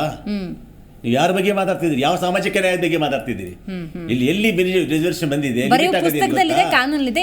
ಅಲ್ಲ, ಎಲ್ಲಿ ಲಿಮಿಟ್ ಆಗಿದೆ ಅಂತಂದ್ರೆ ಅದು ಓನ್ಲಿ ಸರ್ಟನ್ ಏರಿಯಾಸ್ ಮಾತ್ರ ರಿಸರ್ವೇಷನ್. ಮಿಕ್ಕಿದಲ್ಲಿ ಎಲ್ಲಿ ಪಬ್ಲಿಕ್ ಸೆಕ್ಟರ್ ಅಲ್ಲಿ, ಏನು ಪ್ರೈವೇಟ್ ಸೆಕ್ಟರ್ ಅಲ್ಲಿ ಇದೆಯಾ? MNC ಕಂಪನಿಗಳಲ್ಲಿ ಇದೆಯಾ? ಇವನ್ ಯಾವ್ದೊಂದು ತೆಗೆದ್ರಿ, ನಿಮ್ದು ಯಾವ್ದೊಂದು ಮೀಸಲಾತಿ, ಹೊರಗುತ್ತಿಗೆ ಮೀಸಲಾತಿ ತೆಗೆದ್ರು. ಹೊರಗುತ್ತಿ ಮೀಸಲಾತಿ ಒಳಗೆ 33% ಮಹಿಳೆ ಮತ್ತೆ ಎಲ್ಲ ಸಮುದಾಯ ಬಂತು. ಚಾನಲ್ ಚರ್ಚೆ ಆಯ್ತದ. ಹಾಗಿದ್ರೆ ಈಗ ಹೊರ ಮೀಸಲಾತಿ ಅಂತ ಬಂದಾಗ, ಉದ್ಯೋಗ ಅಂತ ಬಂದಾಗ, ಎಂಪ್ಲಾಯ್ಮೆಂಟ್ ಅಂತ ಬಂದಾಗ, it is also along with your community, along with ನಿಮ್ಮ ಜಾತಿ ಜೊತೆಗೆ ಟ್ಯಾಲೆಂಟ್ ಸೇರ್ಕೋಬೇಕು. ಬರೀ ಮೀಸಲಾತಿ ಸೇರ್ಕೊಂಡ್ರು ಆಗೋದಿಲ್ಲ. That is talent is also require for the post. I not talking but other thing. Qualification ಬೇಕು ಅಂತ, ಅದು ಬೇಕು. ರಾಜಕೀಯ ಇಚ್ಛಾಶಕ್ತಿ ಏನಾಗತ್ತೆ, ನಾನು ಏನೇ ಕೊಟ್ಟಿದ್ದೀನಿ ಅಂತಂದ್ರೆ, ಯಾವೇ political party, whether is BJP, Congress, JDS ಯಾವುದೇ ಇದ್ರು ಕೂಡ ಅವರವ್ರ ಅಧಿಕಾರ ಸ್ಥಾಯಿ ಬಂದಾಗ ಅವ್ರ ಮೀಸಲಾತಿ ಅನ್ನತಕ್ಕಂಥ ಏನಿದೆ ತುಷ್ಟೀಕರಣ ಮಾಡೋಕ್ಕೋಸ್ಕರ ಮೀಸಲಾತಿ ಬದಲಾವಣೆ ಮಾಡ್ತಾರೆ. Tussle the whole thing. Justification ಕೊಡಲ್ಲ ಅವರು. ಒಂದು ಸೆಕೆಂಡು ನೋಡಿ, ನಾವು ಇವತ್ತು ಚುನಾವಣೆಯ ಬಗ್ಗೆ, ಮೀಸಲಾತಿ ಬಗ್ಗೆ ಮಾತಾಡ್ತಿದ್ದೀವಿ. ನಾನು ಚುನಾವಣೆ ಬಗ್ಗೆ ಮಾತನಾಡತಕ್ಕಂಥ ಸಂದರ್ಭದಲ್ಲಿ ವಾರ್ಡ್ ಡಿಲಿಮಿಟೇಷನ್ಸ್ ಆಗಿದೆ. ಭಾರತೀಯ ಜನತಾ ಪಕ್ಷ ಇದ್ದಂಥ ಸಂದರ್ಭದಲ್ಲಿ 243 ವಾರ್ಡ್ಗಳನ್ನ ಬೆಂಗಳೂರು ನಗರದಲ್ಲಿ ಮಾಡಿತ್ತು. ಅದು ಸರಿ ಇಲ್ಲ ಅಂತೇಳಿ ಕಾಂಗ್ರೆಸ್ನವರೇ ನ್ಯಾಯಾಲಯಕ್ಕೆ, ಇಲ್ಲ ನಾವು ಸರಿ ಮಾಡ್ತೀವಿ, ನೀವು ಸರಿ ಮಾಡಿದ್ದೀರಾ, 225 ಮಾಡಿ ಇಟ್ಟಿದ್ದೀರಾ. ಅವ್ರು ಕೇಳ್ತಾರೆ ಮೀಸಲಾತಿ ಕೊಡಿ, ಮೀಸಲಾತಿ ಕೊಡಬೇಕಾದ ಸರ್ಕಾರದ ಕೆಲಸ. ಹೌದು. ಇರತಕ್ಕಂಥ ನೀತಿ ನಿಯಮದಲ್ಲಿ ಇಷ್ಟೇ ಪರ್ಸೆಂಟ್ ಕೊಡಬೇಕು ಅಂತಿದೆ. ನೀವು ಅಷ್ಟೇ ಪರ್ಸೆಂಟಲ್ಲಿ ಕೊಡಬೇಕು. ನೀವೇ ನಿಮ್ಮ ಇಷ್ಟ ಬಂದಂಗೆ ಕೊಡೋಕ್ಕಾಗಲ್ಲ, ಮಾಡೋಕ್ಕೂ ಆಗಲ್ಲ. ಈಗ ಎಷ್ಟೋ ಕಡೆ 3 ವರ್ಷ ಚುನಾವಣೆ ಆಗಿರೋ ಕಡೆ ಆ ಗ್ರಾಮ ಪಂಚಾಯತ್ ಅಧ್ಯಕ್ಷನಿಗೆ ಮೀಸಲಾತಿ ಕೊಟ್ಟಿಲ್ಲ. ಎಲೆಕ್ಷನ್ ಆಗಿದೆ, ಅಲ್ಲಿ ಮೀಸಲಾತಿ ಕೊಟ್ಟಿಲ್ಲ, ಅಲ್ಲಿ ಅಧಿಕಾರ ನಡೆಸೋಕ್ಕಾಗ್ತಿಲ್ಲ. ಆಗ ಪ್ರಯೋಜನ ಏನು ಬಂತು? ಯಾವುದೇ ಒಂದು ಪ್ರಜಾಪ್ರಭುತ್ವದಲ್ಲಿ ಸ್ಥಳೀಯ ಸಂಸ್ಥೆಗಳನ್ನು ಕತ್ತಿಸ್ಕೋದಾಗ್ಲಿ, ಅದನ್ನು ಹಾಳು ಮಾಡೋದಾಗ್ಲಿ ಮಾಡಿದರೆ ಬಹಳ ಕೆಟ್ಟ ಪರಂಪರೆಗೆ ನಾಂದಿ ಆಡ್ದಂಗೆ ಆಗತ್ತೆ. ಅದನ್ನು ನಾನು ರಿಕ್ವೆಸ್ಟ್ ಮಾಡ್ತಿರೋದು ನ್ಯಾಯಾಲಯಗಳಿಗೆ, ಪ್ರತಿ ಬಾರಿ ಚುನಾವಣೆಯ ಮುಗಿಯತಕ್ಕಂಥ ನೀವೇನೇ ಮಾಡಿ, ಈ ಸಮಾಜಕ್ಕೆ ಮಾಡ್ತೀರಾ, ಏನೇ ಮಾಡಿ ಈ ಪಂಗಡಗಳಿಗೆ ಮಾಡ್ತೀರಾ, ಅನ್ಯಾಯ ಆದ್ರೆ ಹೋಗಿ ಕೇಳಿ. ಅದು ರಾಜ್ಯ ಸರ್ಕಾರದ ಕೆಲಸ, ನ್ಯಾಯಾಲಯದ ಕೆಲಸ ಅಲ್ಲ. ಹಾಗಾಗಿ ಚುನಾವಣೆಗಳನ್ನು ಸಕಾಲದಲ್ಲಿ ಸಮಾಜದ ಅಭಿವೃದ್ಧಿಗೆ ನಡೆಸಿ ಆ ಸಮುದಾಯಗಳಿಗೆ ನ್ಯಾಯ ಕೊಡಿ. ಆ ಸಮುದಾಯಗಳ ಮುಖಾಂತರ ಆ ಜನಪ್ರತಿನಿಧಿಗಳು ಸಮಾಜವನ್ನು ಪ್ರಗತಿ ದಿಕ್ಕಿನತ್ತ ಕರ್ಕೊಂಡೋಗೋದಕ್ಕೆ ನೋಡಿ ಅನ್ನತಕ್ಕದ್ದು. ಇದು ಚುನಾವಣೆ ಮೀಸಲಾತಿಯ ವಿಚಾರ ಮಾತಾಡಕ್ಕೆ ಬಂದಿದ್ದೀವಿ ಹೊರತು ಶೈಕ್ಷಣಿಕ, ಉದ್ಯೋಗ ಅಥವಾ ಇನ್ನಿತರ ಅಲ್ಲ. ಇನ್ನಿತರ ಬಂದಾಗ ಅದಕ್ಕೆ ಬೇರೆ ಮಾನದಂಡಗಳು ಹಲವಾರು ಇರುತ್ತೆ. ರೈಟ್, ಗೊತ್ತಾಯ್ತು. ರವಿಚಂದ್ರ ಅವರು, ಈಗ ನೀವು ಕ್ಲಾರಿಫಿಕೇಶನ್ ಕೊಡ್ಬೇಕು ನನಗೆ. ಈಗ ಒಳ ಪಂಗಡಗಳು ಅಂತಾನೆ ನೋಡ್ತಾ ಕೂತ್ಕೊಳ್ತಾ ಎಲೆಕ್ಷನ್ನ ಪೋಸ್ಟ್ಪೋನ್ ಮಾಡೋದೇ ಅಕ್ಷಮ್ಯ ಅನ್ನೋದು ಒಂದು ವಾದ. ಎಸ್, ಅದಕ್ಕೊಂದು ಕ್ಲಾರಿಫಿಕೇಶನ್. ಆ್ಯಂಡ್ ಪಂಗಡಗಳು ಅಂದ ಸಂದರ್ಭದಲ್ಲಿ, ಸಮುದಾಯಗಳು ಅಂದಾಗ ಅದರಲ್ಲಿ ಬಲಿಷ್ಠರಿದ್ದವರು ಮುಂದಕ್ಕೆ ಬಂದು ತಮ್ಮ ಬೇಳೆ ಬೇಯಿಸ್ಕೊತಿದ್ದಾರೆ ಹೊರತು ಈ ಒಳ ಪಂಗಡಗಳ ಅಭಿವೃದ್ಧಿಗೆ ಸಮಗ್ರವಾಗಿ ಏನಾದರೂ ಕೆಲಸ ಆಗ್ತಿದೆಯಾ ಅಂತ ಮತ್ತೊಂದು ಪ್ರಶ್ನೆ ಇದೆ. ನೋಡಿ, ನಿಮ್ಮ ಎರಡೂ ಪ್ರಶ್ನೆಗಳಿಗೆ ಮೇಡಮ್ ನಾವು ಒಂದು ಉತ್ತರ ಏನು ಅಂತ ಹೇಳಿದ್ರೆ, ಆ ಒಂದು ಸಮುದಾಯಗಳನ್ನ ಮೇಲೆತ್ತಲಿಕ್ಕೆ ಅಂತ ಹೇಳಿ ಸರ್ಕಾರದಲ್ಲಿ ಒಂದು ಮಿನಿಸ್ಟ್ರಿನೇ ಇದೆ.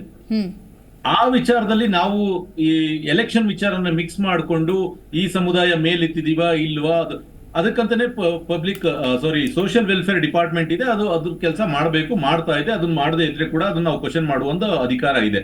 ಆದ್ರೆ ಇಲ್ಲಿ ಎಲೆಕ್ಷನ್ ಅಂತ ಬಂದಾಗ ಯಾಕೆ ಎಲೆಕ್ಷನ್ ಕಮಿಷನ್ ಹ್ಯಾಂಡಿಕ್ಯಾಪ್ ಆಗಿದೆ ಅಂತ ನೋಡಿದಾಗ ಮಾತ್ರ ನಮಗೆ ಮೀಸಲಾತಿ ಅನ್ನೋದು ಅಡೆತಡೆ ಆಗಿದೆ ಅನ್ನೋದು ನಾವು ತಿಳ್ಕೊಳ್ಬೇಕು. ಇಲ್ಲಿ ಸರ್ಕಾರ ಸರಿಯಾದ ಸಮಯದಲ್ಲಿ ತನ್ನ ನೈತಿಕತೆ ಮೀರಿದೇ ಇರೋ ಕಾರಣ, ಅಂದ್ರೆ ಸರ್ಕಾರ ಇನ್ ಟೈಮ್ ಅಲ್ಲಿ ಎಲೆಕ್ಷನ್ ಕಮಿಷನ್ಗೆ ಸಪ್ಲೈ ಮಾಡಬೇಕಾದಂತ ಇನ್ಫಾರ್ಮೇಶನ್ ಏನಪ್ಪಾ ಅಂತ ಹೇಳಿದ್ರೆ, ಈ ಕ್ಷೇತ್ರದಲ್ಲಿ ಇಷ್ಟು ಮೀಸಲಾತಿಗಳನ್ನ ನೀವು ಕೊಡಬೇಕು, ಹಿಂದೆ ಕೊಟ್ಟಿದ್ರಿ ಅದನ್ನ ಈ ರೀತಿ ಡಿಸ್ಟ್ರಿಬ್ಯೂಟ್ ಮಾಡಬೇಕು ಅನ್ನೋದನ್ನ ಇನ್ಫಾರ್ಮೇಶನ್ಸ್ ನ ಸರ್ಕಾರ ಎಲೆಕ್ಷನ್ ಕಮಿಷನ್ಗೆ ಕೊಟ್ಟಿಲ್ಲ ಅನ್ನೋದು ಇಲ್ಲಿ ನಾವು ತಿಳ್ಕೊಳ್ಬೇಕಾಗಿರೋ ವಿಚಾರ. ಇದೇ ರೀತಿ ಬಿಬಿಎಂಪಿ ನಲ್ಲೂ ಕೂಡ ಬಿಜೆಪಿ ಹಿಂದಿನ ಸರ್ಕಾರ ಏನ್ ಮಾಡ್ತು, ಬಿಜೆಪಿ ಅವರು ಇಲ್ಲ ನಾವು ಫಸ್ಟ್ ಮೀಸಲಾತಿ ವಿಂಗಡಣೆ ಮಾಡ್ತೀವಿ ಅಂತ ಹೇಳಿದ್ರು. ಅದಾದ ನಂತರದಲ್ಲಿ ನಾವು ವಾರ್ಡ್ ವಿಂಗಡಣೆ ಮಾಡ್ತೀವಿ ಅಂತ ಹೇಳಿದ್ರು. ಅದಾದ್ಮೇಲೆ ವಾರ್ಡ್ ಪುನರ್ ವಿಂಗಡಣೆ ಮಾಡಿ ಅದನ್ನ 243ಕ್ಕೆ ನಾವು ಏರಿಸ್ತೀವಿ ಅಂತ ಹೇಳಿದ್ರು. ಅದರ ನಂತರದಲ್ಲಿ ಇಲ್ಲ ನಾವು ಅದೇ ರೀತಿ ರಿಟೈನ್ ಮಾಡ್ಕೋ, ಅಂದ್ರೆ ಸರ್ಕಾರಗಳಿಗೆ ತನಗೆ ಪ್ರತಿಕೂಲ ವಾತಾವರಣ ಇದೆ ಅಂತ ಹೇಳಿದ್ರೆ ಅವ್ರು ಎಲೆಕ್ಷನ್ ನಡೆಸಲಿಕ್ಕೆ ಮುಂದೆ ಆಗಿಲ್ಲ ಅನ್ನೋದು ಹಿಂದೆಯಿಂದ ತಿಳಿದು ಬಂದಂತ ದುಷ್ಟಾಂತಗಳನ್ನ ನಾವು ಅರ್ಥಕೊಳ್ಬೇಕು. ಅದರಿಂದನೇ ಅದು ಯಾವುದೇ ರೀತಿ ಎಲೆಕ್ಷನ್ಸ್ ಗಳು ಸ್ಥಳೀಯ ಮಟ್ಟದಲ್ಲಿ ನಡೆದಿಲ್ಲ ಅನ್ನೋದು ನಮಗೆ ಮನವರಿಕೆ ಆಗಿರುವಂತ ವಿಚಾರ. ಯಾಕೆ ಅಂತ ಹೇಳಿದ್ರೆ, ಹಿಂದೆ ಸಮ್ಮಿಶ್ರ ಸರ್ಕಾರ ಇತ್ತು, ಸಮ್ಮಿಶ್ರ ಸರ್ಕಾರ ಆದ ನಂತರ ಬಿಜೆಪಿ ಸರ್ಕಾರ ಬಂತು. ಬಿಜೆಪಿ ಸರ್ಕಾರ ಆಡಳಿತದಲ್ಲಿ ಕಾಂಗ್ರೆಸ್ ಕೂಡ ಅಷ್ಟು ಒತ್ತಾಸೆ ತೋರಿಸಿ ಎಲೆಕ್ಷನ್ ನಡೆಸಬೇಕು ಅನ್ನೋ ಒಂದು ಅಪೋಸಿಷನ್ ಪಾರ್ಟಿ ಇದ್ರೂ ಕೂಡ ಒತ್ತಾಸೆ ಇಟ್ಕೊಂಡು ಹೌಸ್ ಅಲ್ಲಿ ಗಲಾಟೆ ಮಾಡಿ ಎಲೆಕ್ಷನ್ ನಡೆಸುವಂತ ಕಡೆ ಗಮನ ಹರಿಸಲಿಲ್ಲ. ಹಾಗಾಗಿ ಸ್ಥಳೀಯ ಸಂಸ್ಥೆಗಳು ಚುನಾವಣೆಗಳು ಇದುವರೆಗೂ ಕೂಡ ಅಂದ್ರೆ 3 ವರ್ಷದಿಂದ ನಡೀದೆ, ಹಾಗೆ ಉಳ್ಕೊಂಡಿದೆ. ಅಂದ್ರೆ ಎಲ್ಲೋ ಒಂದು ಕಡೆ ಸರ್ಕಾರಗಳು ತಾನು ಮರಿಬೇಕಾದ ಜವಾಬ್ದಾರಿಗಳನ್ನ ಮೆರೆದಿಲ್ಲ ಅನ್ನೋದನ್ನ ಕೂಡ ನಾವಿಲ್ಲಿ ಒಪ್ಕೊಳ್ಬೇಕು. ಸೊ ಹಾಗಾಗಿ ಆ ಒಂದು ವಿಚಾರಕ್ಕೆ ಮೀಸಲಾಗಿ ಮಾತ್ರ ನಾವು ಮೀಸಲಾತಿ ವಿಚಾರಗಳನ್ನ ಡಿಸ್ಕಸ್ ಮಾಡ್ಬೇಕಾಗುತ್ತೆ. ಯಾಕೆಂತ ಹೇಳಿದ್ರೆ ನಾವು ವಿಚಾರಗಳನ್ನ ಚರ್ಚೆ ಮಾಡ್ತಾ ಹೋದ್ರೆ ಶೈಕ್ಷಣಿಕ ಮೀಸಲಾತಿ, ಜಾತಿವಾದಿ ಮೀಸಲಾತಿ, ಕ್ರಿಮಿ ಲೇಯರು ಎಲ್ಲ ತುಂಬಾ ನಮ್ಮ ಸಮಾಜ ಎಷ್ಟು ವಿವಿಧತೆಯಲ್ಲಿ ಕೂಡಿದೆ ಅಂತ ಹೇಳಿದ್ರೆ ಎಲ್ಲಾ ವಿಚಾರದಲ್ಲೂ ಕೂಡ ನಾವು ಅದನ್ನ ಡಿಸ್ಕಸ್ ಮಾಡೋದಕ್ಕೆ ಸಾಧ್ಯ ಇದೆ. ಆದ್ರೆ ಈ ಸಂದರ್ಭ ಏನಿದೆ, ಯಾಕೆ ಎಲೆಕ್ಷನ್ಸ್ ಗಳು ಡಿಲೇ ಆಗಿದೆ, ಅದರಿಂದ ನಮಗೆ ಆಗ್ತಾ ಇರೋ ಕಾಸಸ್ ಏನು, ನಮ್ಗೆ ಆಗ್ತಾ ಇರೋ ಕಾಸಸ್ ಏನು ಅಂತ ಹೇಳಿದ್ರೆ, ಎವ್ರಿ ಟೈಮ್ ನಾನು MLA ಎದುರುಗಡೆ ಹೋಗಿ ನನಗೆ ಸ್ಥಳೀಯ ಮಟ್ಟದಲ್ಲಿ ಇದನ್ನ ಕೆಲಸ ಮಾಡಿಕೊಡು ಅಂತ ಕೇಳಲಿಕ್ಕೆ ಆಗುದಿಲ್ಲ. ಬಿಬಿಎಂಪಿ ಹ್ಯಾಂಡಿಕ್ಯಾಪ್ ಆಗಿರೋದ್ರಿಂದ ಇವತ್ತಿಗೆ ಮಳೆ ಬಂದ್ರೆ ನಾನು MLA ಮನೆ ಎದುರುಗಡೆ ಹೋಗಿ ಮಳೆ ನೀರ್ನ ಇದ್ ಮಾಡ್ಕೊಡಿ ಅಂತ ಹೇಳಲಿಕ್ಕೆ ಆಗುದಿಲ್ಲ. ಬಿಬಿಎಂಪಿ ಅಧಿಕಾರಿಗಳು ನನ್ನ ಮಾತನ್ನ ಕೇಳುವುದಿಲ್ಲ. ಸೊ ನಾನು ಕಾರ್ಪೊರೇಟ್ ಇದ್ದ ಅಂತ ಹೇಳಿದ್ರೆ ನನ್ನ ಏರಿಯಾದಲ್ಲಿ ಇರ್ತಾನೆ ಆ ಕಾರ್ಪೊರೇಟರ್, ನನಗೆ ಏನ್ ಕೆಲಸ ಆ ಕಾರ್ಪೊರೇಟರ್ ಕೈಯಿಂದ ಮಾಡಿಸ್ಕೊಳ್ಳೋಷ್ಟು ಕ್ಷಮತೆ ನನ್ನ ಹತ್ರ ಇರುತ್ತೆ. ಯಾಕೆ ಅಂತ ಹೇಳಿದ್ರೆ ಅವನಿಗೆ ಸೀಮಿತವಾದ ವೋಟ್ ಬ್ಯಾಂಕ್ ಇರುತ್ತೆ. ಹೌದು. ಹಾಗಾದ್ರೆ ಆಡಳಿತ ಸರ್ಕಾರಕ್ಕೆ ರವಿಚಂದ್ರ ಒಂದು ಅವರೇ MLA ಸ್ಥಳೀಯ ಅಂಡರ್ಗೆ ಮಟ್ಟದಲ್ಲಿ 6-7 ಜನ ಕಾರ್ಪೊರೇಟರ್ಗಳು ಬರ್ತಾರೆ. ಒಂದು MLA ಮುಗಿಸ್ಬಿಡ್ತೇನೆ. ಹೌದು. ಒಂದು MLA ಅಂಡರ್ಗೆ 6-7 ಜನ ಕಾರ್ಪೊರೇಟರ್ಗಳು ಬರ್ತಾರೆ. ಆ 6-7 ಜನ ಕಾರ್ಪೊರೇಟರ್ಗಳ ಸಮಸ್ಯೆಗಳನ್ನ ಒಬ್ಬ MLA ಹತ್ರ ತಗೊಂಡೋದ್ರೆ ಕೆಲಸಗಳು ಆಗುದಿಲ್ಲ ಅನ್ನೋ ಕಾರಣಕ್ಕೆ ಒಂದು ವಾರ್ಡ್ಗಳಿಗೆ ಸಂಬಂಧಪಟ್ಟಂತೆ ಅಂದ್ರೆ 4 ಲಕ್ಷ 5 ಲಕ್ಷ ಜನ ಇರುವಂತಹ ಒಂದು ವಾರ್ಡ್ಗಳನ್ನ ಜನ ಹೋಗಿ ಒಂದು ಕಾರ್ಪೊರೇಟರ್ನ ಕೇಳೋದ್ರಲ್ಲಿ ಒಂದು ಸೆನ್ಸ್ ಇದೆ. ಕರೆಕ್ಟ್. ಹೋಗಿ 20 ಲಕ್ಷ ಜನ ಒಂದು MLA ಹೋಗಿ ಗೆರವ್ ಹಾಕ್ಬೇಕು ಅಥವಾ MP ಗೆರವ್ ಹಾಕ್ಬೇಕು ಅಂತ ಹೇಳಿದ್ರೆ ಸಾಧ್ಯ ಇಲ್ಲ, ಸಮಸ್ಯೆಗಳು ಬಗೆಹರಿಯೋದಿಲ್ಲ. ಅಲ್ಲಿ ಇವತ್ತು ನಾಗರಿಕರುಗಳಿಗೆ ಸಮಸ್ಯೆ ಆಗ್ತಾ ಇರುವಂತದ್ದು. ಅದನ್ನ ನಾವು ಮನಗೊಂಡು ಕಾರ್ಪೊರೇಟರ್ಗಳಿಂದ ಆಗ್ಬೇಕಾಗಿದ್ದ ಕೆಲಸಗಳು ನಿಂತಿದೆಯಲ್ಲ, ಅದನ್ನ ಯಾವ ರೀತಿ ಮಾಡಿಸ್ಕೊಳ್ಬೇಕು, ಅದಕ್ಕಾಗಿ ನನಗೆ ತೊಂದರೆಗಳಾಗ್ತಾ ಇದೆ, ಅಲ್ಲಿ ನನಗೆ ಪ್ರಾಬ್ಲಮ್ ಆಗ್ತಾ ಇದೆ, ಅದಕ್ಕಾಗಿ ನನಗೆ ಕಾರ್ಪೊರೇಟರ್ ಬೇಕಾಗಿದ್ದಾನೆ.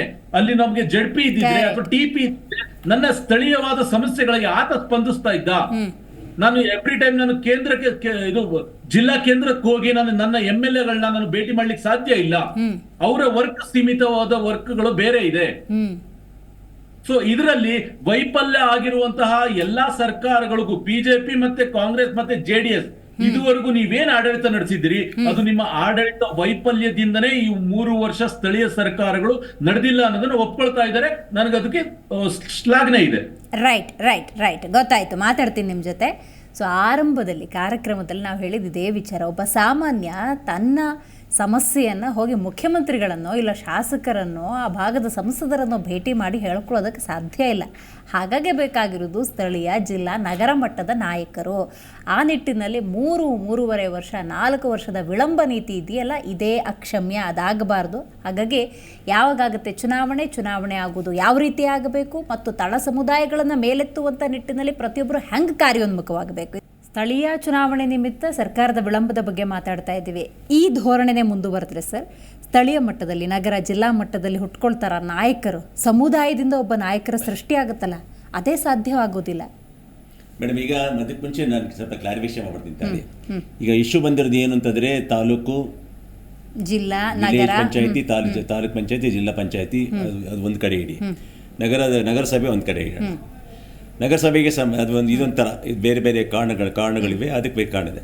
ಇಲ್ಲಿ ಏನಾಗುತ್ತೆ ಅಂದರೆ ಸರ್ಕಾರದ ಯಂತ್ರಾಂಗ ಏನಿದೆಯಲ್ಲ, ಅದು ನಿಷ್ಕ್ರಿಯತೆ ಆದಾಗ ಯಾವುದೇ ಒಂದು ಚುನಾವಣೆ ಆಗಬೇಕು. ಇವಾಗ ಚುನಾವಣೆ ಆಯೋಗ ಮತ್ತೆ ಸರ್ಕಾರ ಜೊತೆಗೆ ಯಾಕೆ ಟಕ್ಕಫರ್ ಆಗ್ತಿದೆ, ಯಾಕೆ ಅವ್ರು ನೋಟಿಸ್ ಕೊಟ್ಟರು, ಯಾಕೆ ಅವ್ರು ಕಂಟೆಂಪ್ಟ್ ಆಫ್ ಕೋರ್ಟ್ಗೆ ಹಾಕೋದ್ರ ಕೇಸ್ ಅಂತಂದರೆ, ಕರ್ನಾಟಕ ಸರ್ಕಾರದ ಯಂತ್ರಾಂಗಗಳು ಏನಿದೆಯಲ್ಲ ಈ ಸಂಬಂಧಪಟ್ಟ ಇಶ್ಯೂದ ಬಗ್ಗೆ ನಿಷ್ಕ್ರಿಯತೆ ಮಾಡ್ತು. ಏನಾಗಬೇಕಾಯ್ತು, ನೋಟಿಫಿಕೇಶನ್ ಹೊರಡಿಸ್ಬೇಕಾಯ್ತು ಅವರು. ಪಂಚಾಯತ್ ರಾಜ್ ಜಿಲ್ಲಾ ಪಂಚಾಯತ್ ರಾಜ್ ಏನಿದೆ ನೋಟಿಫಿಕೇಶನ್ ಮಾಡಿಸಿ ಒಂದು ಬೌಂಡ್ರಿ, ಬಾರ್ಡ್ರು, ಗಡಿ ಎಲ್ಲ ನಿರ್ಧಾರ ಮಾಡಬೇಕು. ಜನಸಮುದಾಯ ಜನಸಂಖ್ಯೆ ನಿರ್ಧಾರ ಮಾಡಬೇಕಾಯ್ತು. ಅದಕ್ಕೆ ಅದ್ರ ತಕ್ಕಂಥ ಸ್ವೀಟ್ ಟೈಮು ಭಾಜಪನ ತಗೋತು, ಕಾಂಗ್ರೆಸ್ ತಗೊಳ್ತಾ ಇದೆ. ಇಲ್ಲಿ ಇನ್ನೊಂದು ಇದೇನಾಗತ್ತೆ, ಅಲ್ಲಿ ತನಕ ಅವರು ಅದು ಕ್ಲಾರಿಫೈ ಅವ್ರಿಗೆ ಏನಂತ ಯಾಕೆ ಕಾಯ್ತಿದ್ದಾರೆ ಅಂತಂದರೆ, ನಮಗೆ ಮುಹೂರ್ತ ಕೂಡ ಬರುತ್ತಾ ಅಂತ ನೋಡ್ತಿದ್ದಾರೆ. ನಮಗೆ ಮುಹೂರ್ತ ಕೂಡ ಬರಬೇಕು ಅಂದ್ರೆ ಅವ್ರಿಗೆ ಅನುಕೂಲ ಆಗಬೇಕು.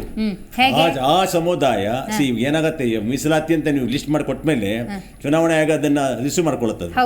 ಆ ಬೇಸ್ ಮೇಲೆ ಅದು ಚುನಾವಣೆಗೆ ಒಂದು ನೋಟಿಫಿಕೇಶನ್ ಹೊರಡಿಸುತ್ತದೆ. ಅದು ಈಗಿನ ರಾಜಕಾರಣ ಮಾಡತಕ್ಕಂಥ ಏನಿದೆ, ಆಡಳಿತ ಮಾಡತಕ್ಕಂಥವ್ರಿಗೆ ಇದಕ್ಕೆ ನಮಗೆ ಫೇವರ್ ಆಗುತ್ತಾ, ಬೇರೆ ಪಕ್ಷಕ್ಕೆ ಫೇವರ್ ಆಗುತ್ತಾ ಅಂತ ಆ ಲೆಕ್ಕಾಚಾರ ಮಾಡಿಕೊಂಡೇ ಇದು ವಿಳಂಬ ಧೋರಣೆ. ಏನಂತ ಅದಕ್ಕೆ ನಾವು ಲೇಟಿಂಗ್ ಅಂತ ಕರಿತೀವಿ, ನಿಧಾನ ದ್ರೋಹ ಅಂತ ಕರೀತಾರೆ. ಇವ್ರು ಪ್ರಜಾಪ್ರಭುತ್ವ ಮಾಡ್ತಿರೋದು, ಜನತೆ ಮಾಡ್ತಿರೋದು, ಅಥವಾ ಏನು ನಿಧಾನ ದ್ರೋಹ, ವೆಲ್ ಪ್ಲಾನ್ಡ್ ಇದು, ನಿಧಾನ ದ್ರೋಹ ಇದು.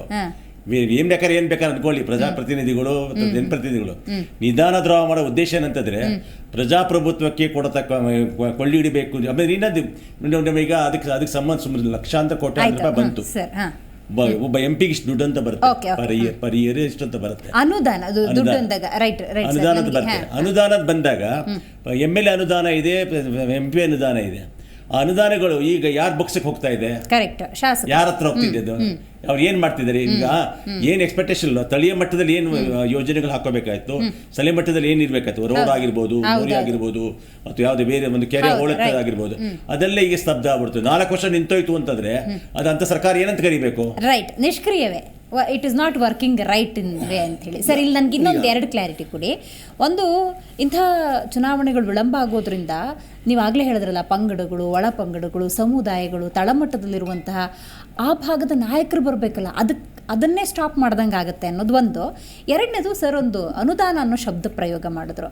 ಈಗ ಒಂದು ಗ್ರಾಮೀಣ ಭಾಗದಲ್ಲಿ, ನಗರ ಭಾಗದಲ್ಲಿ ಅಭಿವೃದ್ಧಿ ಆಗಬೇಕು ಅನ್ನೋದಾದ್ರೆ ಆ ಅನುದಾನ ಅನ್ನೋದು ಬೇಕಾಗುತ್ತೆ. ಈಗ ಕರ್ನಾಟಕದಲ್ಲಿ ಕಾಂಗ್ರೆಸ್ ಇದೆ, ಬಹಳ ಒಂದಷ್ಟು ಚರ್ಚೆ ಏನಾಗ್ತಿದೆ ಅಂದ್ರೆ ಗ್ಯಾರಂಟಿಗಳಿಗೆ ವಿನಿಯೋಗಿಸಿ, ಎತ್ತ ಕಡೆ ಹಣ ಇಲ್ಲದ ಪರಿಸ್ಥಿತಿ ಇದೆ, ಆರ್ಥಿಕವಾಗಿ ಬಿಕ್ಕಟ್ಟಿದೆ ಅಂತ ಸಂದರ್ಭದಲ್ಲಿ ಈ ಸ್ಥಳೀಯ ಸಂಸ್ಥೆನೂ ಚುನಾವಣೆ ಎದುರಿಸಿ ಅಲ್ಲಿ ಅನುದಾನದ ಹಂಚಿಕೆ ಅಂದಾಗ ಬಹುದೊಡ್ಡ ಸಮಸ್ಯೆ ಅಂತ. ಹೌದಾ? ಇಲ್ಲ ನಾನು ಸರ್ಕಾರದ ಗ್ಯಾರಂಟಿ ಆಗಲಿ ಇನ್ನೊಂದಾಗಲಿ ಮಾತಾಡ್ಲಿಕ್ಕೆ ಇವತ್ತು ಬಂದಿಲ್ಲ. ಸ್ಥಳೀಯ ಸಂಸ್ಥೆಗಳಿಗೆ ಚುನಾವಣೆ ಯಾಕೆ ನಡೆಸಬೇಕು ಅಂತಂದರೆ, ನೋಡಿ, ಕೇಂದ್ರದ ಹಣಕಾಸು ಆಯೋಜನೆಯಿಂದ ಸ್ಥಳೀಯ ಸಂಸ್ಥೆಗಳ ಪಾಲು ಅಂತಿರುತ್ತೆ. ಹೌದು. ಆಮೇಲೆ ಸ್ಥಳೀಯ ಸಂಸ್ಥೆಗಳ ಅಭಿವೃದ್ಧಿಗೆ ಅಂತ ಒಂದಷ್ಟು ಕೊಡ್ತಾರೆ.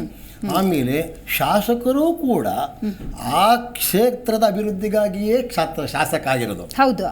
MP ಆಗಿದ್ದರೂ ಕೂಡ ಕೇಂದ್ರ ಸರ್ಕಾರದಿಂದ ಒಂದಷ್ಟು ಹಣವನ್ನು ತಂದು ರಾಜ್ಯವನ್ನು ಅಭಿವೃದ್ಧಿ ಮಾಡಲಿಕ್ಕೆ MP ಆಗಿರೋದು. ಈ ಸ್ಥಳೀಯ ಸಂಸ್ಥೆಗಳ ಚುನಾವಣೆ ಯಾಕಪ್ಪ ಅಂದರೆ ಸ್ಥಳೀಯವಾಗಿ ಸಣ್ಣ ಪುಟ್ಟ ಸಮಸ್ಯೆಗಳನ್ನು ಅಲ್ಲಲ್ಲೇ ಆ ವ್ಯಕ್ತಿ ಮುಖಾಂತರ, ಜನಪ್ರತಿನಿಧಿ ಮುಖಾಂತರ ಬಗೆಹರಿಸಿಕೊಂಡು ಹೋದರೆ ಇವತ್ತು ಮುಖ್ಯಮಂತ್ರಿಗಳು ಕೂಡ ಗುಂಡಿ ಮುಚ್ಚು ಅಂತ ಹೇಳೋ ಪರಿಸ್ಥಿತಿ ಬರ್ತಿರ್ಲಿಲ್ಲ. 100 ಏನೋ ಯಾರೋ ಒಂದು ಕರೀರಿ ಒಂದು ಕಾರ್ಪೊರೇಟ್ರು ಗುಂಡಿ ಮುಚ್ಚಕ್ಕೆ ಸಾಕಿದ್ರು ಅವನೇನಂತ ಕಾರ್ಪೊರೇಟ್ರು ಅವರೇ ಕೇಳ್ಬೋದಾಗಿತ್ತು. ನಾಳೆ ನಾಯಕ ಆಗ ಒಂದು ಲಕ್ಷಣನೇ ಇದು ಅಂತ ಕೇಳ್ಬೋದಾಗಿತ್ತು. ಇದು ಇನ್ನೊಬ್ಬ ನಾಯಕನಿಗೆ ಎಚ್ಚೆತ್ಕೊಂತಿತ್ತು. ನಾಳೆ ಮುಖ್ಯಮಂತ್ರಿಗಳು ಕರೆಸಿ ಬೈತಾರಪ್ಪ, ನಾನು ಸಿಟಿ ರೌಂಡ್ಸ್ ಹಾಕ್ಬೇಕಾಗಿದೆ, ಸಿಟಿ ರೌಂಡ್ಸ್ ಹಾಕ್ಬೇಕಾಯ್ತು. ಗುಂಡಿ ಇದೆ ಯಾವ ಮಟ್ಟಕ್ಕೆ ಬಂತು ಅಂತಂದ್ರೆ ಏನಪ್ಪ ಅಂತಂದ್ರೆ ಅಲ್ಲ. ಇನ್ನೊಂದು ಏನಂತಂದ್ರೆ ಒಳ್ಳೆ ನೀರು ಕುಡಿ ಅಂತ ಆದೇಶ ಕೊಟ್ರು ನೋಡಿ. ಒಳ್ಳೆ ನೀರು ಕೊಡದೇ ಇದ್ರೆ ಏನಕ್ಕೆ ಇದನ್ನು ಹೇಳ್ತಿದ್ದೀನಿ ಅಂದರೆ, ನೋಡಿ, ಅದಕ್ಕೆ ಅವಕಾಶ ಇದೆ, ನಾವು ಗೆಲ್ಲಲ್ಲ ಸೋಲಲ್ಲ ಅಂತ ಕಾಂಗ್ರೆಸ್ನವ್ರು ಗೆಲ್ತಾರೆ ಸೋಲ್ತಾರೆ ಅಂತಲ್ಲ. ಚುನಾವಣೆಗಳು ಕಾಲಕ್ಕೆ ನಡೆಯಬೇಕಾದದ್ದು ಸಂವಿಧಾನದತ್ತವಾದಂಥ ಒಂದು ಪ್ರಕ್ರಿಯೆ. ವಿಳಂಬದಲ್ಲಿ ರಾಜಕೀಯ ಲೆಕ್ಕಾಚಾರ ಇರುತ್ತಾ? ಇದ್ದರೂ ಕೂಡ ರವಿಚಂದ್ರ ಅವರು ಬಹಳ ಸ್ಪಷ್ಟವಾಗಿ ಹೇಳಿದ್ರು, 6 ತಿಂಗಳ ಕಾಲ ಒಂದು ಗವರ್ನರ್ ರಾಷ್ಟ್ರಪತಿಗಳು ಒಂದು ಸರ್ಕಾರವನ್ನು ಸಸ್ಪೆಂಡ್ ಮಾಡಬಹುದು, 1 ವರ್ಷಗಳ ಕಾಲ. ಅದಕ್ಕೆ ನೀತಿ ಇದೆ. ಅದು ಸ್ಥಳೀಯ ಸಂಸ್ಥೆಗಳ ಚುನಾವಣೆ ನಿಮ್ಗೆ ಇಷ್ಟ ಬಂದಂಗೆ ಮಾಡ್ಕೊಂಡು ಹೋಗೋ ಮಟ್ಟಕ್ಕೆ ಬಂದ್ರೆ, ಹಾಗಾದ್ರೆ ನ್ಯಾಯಾಲಯದ ನೀತಿಗಳೇನು, ರಾಜ್ಯ ಸರ್ಕಾರದ ನೀತಿಗಳೇನು, ಚುನಾವಣಾ ಆಯೋಗದ ನೀತಿಗಳೇನು, ಈ ನೀತಿಗಳಿಗೂ ಬೆಲೆ ಇಲ್ಲವಾ? ಅಥವಾ ಈ ನೀತಿಗಳನ್ನು ಸರಿಪಡಿಸ ಶಕ್ತಿ ರಾಜ್ಯ ಸರ್ಕಾರಕ್ಕೆ ಸೇರಿಸಿ ಏನ್ ಗೊತ್ತಾ, ವಿರೋಧ ಪಕ್ಷಗಳು ಏನ್ ಮಾಡ್ತಿದೆ ಅದು ಸೇರಿಸ್ಬಿಡಿ. ಹೇಳ್ತೀನಿ ಕೇಳಿ, ರಾಜ್ಯ ಸರ್ಕಾರ ರಾಜ್ಯ ಸರ್ಕಾರದ ಆಡಳಿತ ನಾವು ಆಡಳಿತ ನಡೆಸಿದ್ದೀವಿ, ವಿರೋಧ ಪಕ್ಷದಲ್ಲಿ ಕೂತಿದ್ದೀವಿ, ಯಾವಾಗಲೂ ಒಂದು ಸೈಕಲ್ ಚೈರ್ ಇದ್ದಾಗೆ ಒಂದು ಕೆಳಗೆ ಹೋಗಿ ಬರುತ್ತೆ.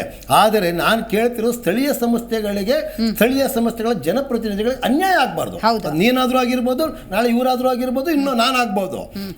ಯಾಕೆ ಅಂದರೆ ಸ್ಥಳೀಯವಾಗಿ ಸಮಸ್ಯೆಗಳನ್ನು ಬಗೆಹರಿಸಲು ತನಗೆ ಬೇಕಾದಂಥ ವ್ಯಕ್ತಿಯನ್ನು ಆರಿಸಿಕೊಳ್ಳಲು ಸಂವಿಧಾನಾತ್ಮಕವಾಗಿ ಕೊಡತಕ್ಕಂಥ ಒಂದು ಅವಕಾಶವನ್ನು ನೀವ್ಯಾಕೆ ಮೊಟಕುಗೊಳಿಸ್ತೀರಾ? ನೀವ್ಯಾಕೆ ಅದಕ್ಕೆ ಧಕ್ಕೆ ತರ್ತೀರಾ?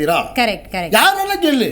ಈಗ ನಿಮ್ ನಾಲೆಜ್ ಪ್ರಕಾರ ಸರ್ ಯಾವಾಗ ಆಗ್ಬೋದು ಸ್ಥಳೀಯ ಸಂಸ್ಥೆಗಳು? ನಾನು ಮಾನ್ಯ ಉಪಮುಖ್ಯಮಂತ್ರಿಗಳು ಬಹಳ ಸ್ಪಷ್ಟವಾಗಿದ್ದಾರೆ. ಸಂಘಟನೆ, ಪಕ್ಷ, ಚುನಾವಣೆ, ನಾನು ಅವ್ರ ಮಾತಿನ ಮೇಲೆ ನಂಬಿಕೆ ಇದೆ. ಬಹುಶಃ ಈಗ ನಡೆಸಲಿಲ್ಲ ಅಂದರೆ ನನಗನ್ಸತ್ತೆ ಇನ್ನು 4 ವರ್ಷ ಚುನಾವಣೆ ನಡೆಯೋದೇ ಇಲ್ಲ. ಖಂಡಿತವಾಗ್ಲೂ ನಡೆಯಲ್ಲ. ಡಿಸೆಂಬರ್ ಒಳಗೆ ನಡೆದ್ರೆ ಚುನಾವಣೆ ನಡೆದ ಹಾಗೆ. ನಡೀಲಿಲ್ವಾ? ಇದಕ್ಕೆ ಸುಮ್ಮನೆ ಬರೋ ವರ್ಷದ ಗ್ರಹಣ ಈಗಲೇ ಹೇಳ್ತೀವಲ್ಲ, ಬರೋ ವರ್ಷದ ಚಂದ್ರಗ್ರಹಣ, ಬರೋ ವರ್ಷದ ಸೂರ್ಯಗ್ರಹಣ ಅಂತ ಹೇಳ್ತೀವಲ್ಲ, ಖಂಡಿತವಾಗ್ಲೂ 4 ವರ್ಷ ಚುನಾವಣೆ ಮಾಡುವುದಿಲ್ಲ, ಮಾಡಲು ಸಾಧ್ಯವೂ ಇಲ್ಲ, ಮಾಡಕ್ ಹೋಗೋದೂ ಇಲ್ಲ. ರೈಟ್. ರವಿಚಂದ್ರ ಅವ್ರು ಏನ್ ಹೇಳ್ತೀರಿ? ಆದ್ರೆ ಡಿಸೆಂಬರ್ ಅಲ್ಲಿ ಆಗ್ಬೇಕು, ಇಲ್ಲಾಂದ್ರೆ ಬಹಳ ಕಷ್ಟ ಇದೆ ಅಂತಿದ್ದಾರೆ ಬಿಜೆಪಿ ವಕ್ತಾರರು. ಇಲ್ಲ, ಕಷ್ಟ ಇದೆ ಅಂತ ನಾವು ವಿರೋಧ ಪಕ್ಷದಲ್ಲಿ ಇರೋರು ಸುಮ್ಮನೆ ಕುತ್ಕೊಳ್ಳಿಕ್ ಆಗುದಿಲ್ಲ. ಆಡಳಿತ ಪಕ್ಷದ ಮೇಲೆ ಚಾಟಿ ಬೇಯಿಸಿ ಅದನ್ನ ಆಡಳಿತ ಮಾಡೋ ರೀತಿನಲ್ಲಿ ನಾವು ಮಾಡ್ಬೇಕಾಗುತ್ತೆ, ಎಲೆಕ್ಷನ್ ನಡೆಸೋ ರೀತಿನಲ್ಲಿ ನಾವು ಮಾಡ್ಬೇಕಾಗುತ್ತೆ. ಅದು ನಮ್ ಜವಾಬ್ದಾರಿ. ಆಮ್ ಆದ್ಮಿ ಪಕ್ಷ ರಾಜ್ಯಾದ್ಯಂತ ಅದಕ್ಕೇನು ಇದು ತಗೊಳ್ಬೇಕು, ಖಂಡಿತವಾಗ್ಲೂ ಅದು ಮಾಡೇ ಮಾಡುತ್ತೆ. ಇನ್ನೊಂದು ವಿಚಾರ, ನೀವು ಮಾತಾಡ್ತಾ ಹೇಳ್ತಾ ಇದ್ರಿ, ಕೇಂದ್ರದಿಂದ ಬರೋ ನೇರವಾದ ಅನುದಾನಗಳು ಕೆಲವೊಂದಷ್ಟಿದಾವೆ. ನೇರವಾಗಿ ಬರುವಂತಹ ಕೆಲವೊಂದಷ್ಟು ಅನುದಾನಗಳಲ್ಲಿ ತಾಲೂಕು ಪಂಚಾಯಿತಿ ಅನುದಾನಗಳು ಅಂದ್ರೆ ನೇರವಾಗಿ 12 ಕಾರ್ಯಚಟುವಟಿಕೆಗಳಿಗೆ ಕೇಂದ್ರದಿಂದ ಹಣ ನೇರವಾಗಿ ಬರುತ್ತೆ. ಅದನ್ನ ಇವತ್ತು ತಾಲೂಕು ಪಂಚಾಯತಿ ಸದಸ್ಯರುಗಳಿಲ್ದೇನೆ ಯಾವುದೇ ರೀತಿ ಅದನ್ನ ಡಿಸ್ಟ್ರಿಬ್ಯೂಟ್ ಮಾಡ್ಲಿಕ್ಕೆ ಆಗೋದಿಲ್ಲ. ಸಿಇಒಗಳು ಮತ್ತು PDOಗಳು ಅದನ್ನ ಕೂತ್ಕೊಂಡು MLAಗಳ ಒಂದು ನೇತೃತ್ವದಲ್ಲಿ ಅಥವಾ ಸೂಪರ್ವೈಸರ್ ನಲ್ಲಿ ಅದನ್ನ ಡಿಸ್ಟ್ರಿಬ್ಯೂಟ್ ಮಾಡ್ತಾ ಇದ್ರೆ ಅದು ಎಷ್ಟು ಮಟ್ಟಕ್ಕೆ ತಲುಪುತ್ತೆ ಅನ್ನೋದು ನಿಮಗೂ ಕೂಡ ಗೊತ್ತಾಗುತ್ತೆ. ಅದೇ ರೀತಿಯಲ್ಲಿ ZP ಅಂಡರ್ ಅಲ್ಲಿ ನಿಮಗೆ 24 ಶೆಡ್ಯೂಲ್ಡ್ ವರ್ಕ್ಸ್ ಗಳು ಬರ್ತವೆ. ಅದರಲ್ಲಿ ಇವಾಗ ಸ್ನೇಹಿತರು ಹೇಳಿದ ರೀತಿಯಲ್ಲಿ ವಾಟರ್ ಕ್ರೈಸಿಸ್ ವಿಚಾರಗಳಾಗಿರ್ಬಹುದು, ಡ್ರೈನ್ ವಿಚಾರ ಆಗಿರ್ಬೋದು, ರೋಡ್ ವಿಚಾರ ಆಗಿರ್ಬೋದು, ಫ್ಲಡ್ ಮ್ಯಾನೇಜ್ಮೆಂಟ್ ಆಗಿರ್ಬೋದು, ಡ್ರೌಟ್ ಮ್ಯಾನೇಜ್ಮೆಂಟ್ ವಿಚಾರಗಳಾಗಿರ್ಬೋದು, ಈ ಎಲ್ಲಾ ವಿಚಾರಗಳು ಜಡ್ಪಿ ಅಂಡರ್ ಅಲ್ಲಿ ಬರುವಂತದ್ದು. ನಾವು ಅಂತೀವಿ ಎಲ್ಲದಕ್ಕೂ MLA ನಾವು ನೇರವಾಗಿ ಹೊಣೆ ಮಾಡ್ತೀವಿ. ನೋ, MLA ಅದಕ್ಕೆಲ್ಲ ಇರುವಂತದ್ದಲ್ಲ. ಜಡ್ಪಿ ಸದಸ್ಯರುಗಳು ಅದನ್ನ ರಿಪೋರ್ಟ್ ನ ತಗೊಂಡೋಗಿ MLA ಕೊಟ್ಟು ಅದಕ್ಕೆ ಬರಬೇಕಾದಂತ ಅನುದಾನಗಳನ್ನ ರಾಜ್ಯದಿಂದ ಮತ್ತೆ ಕೇಂದ್ರದಿಂದ ತರುವಂತಹ ಜವಾಬ್ದಾರಿ ಮಾತ್ರ MLA-ದಾಗಿರುತ್ತೆ. ಅದಕ್ಕೆ ಸಂಬಂಧಪಟ್ಟಂತೆ ಅಡ್ರೆಸ್ ಮಾಡುವಂತ ವಿಚಾರ ಏನಿರುತ್ತೆ ಜಡ್ಪಿ ಮತ್ತೆ TP-ಗಳದಾಗಿರುತ್ತೆ. ಸೊ ಈ ಒಂದು ವರ್ಕ್ ಏನು ಡಿಸ್ಟ್ರಿಬ್ಯೂಟ್ ಆಗಿದೆ ನಮ್ಮ ಸಂವಿಧಾನದಲ್ಲಿ, ಅದನ್ನ ನಾವು ಮರ್ತು ಬಿಡ್ತೀವಿ ಎಲ್ಲೋ ಒಂದ್ ಕಡೆ. ಅದರಿಂದ ಇವತ್ತು ನಮಗೆ ಈ ಒಂದು ಇದು ಫೇಸ್ ಮಾಡುವಂತಹ ಸಂದರ್ಭ ಇದೆ.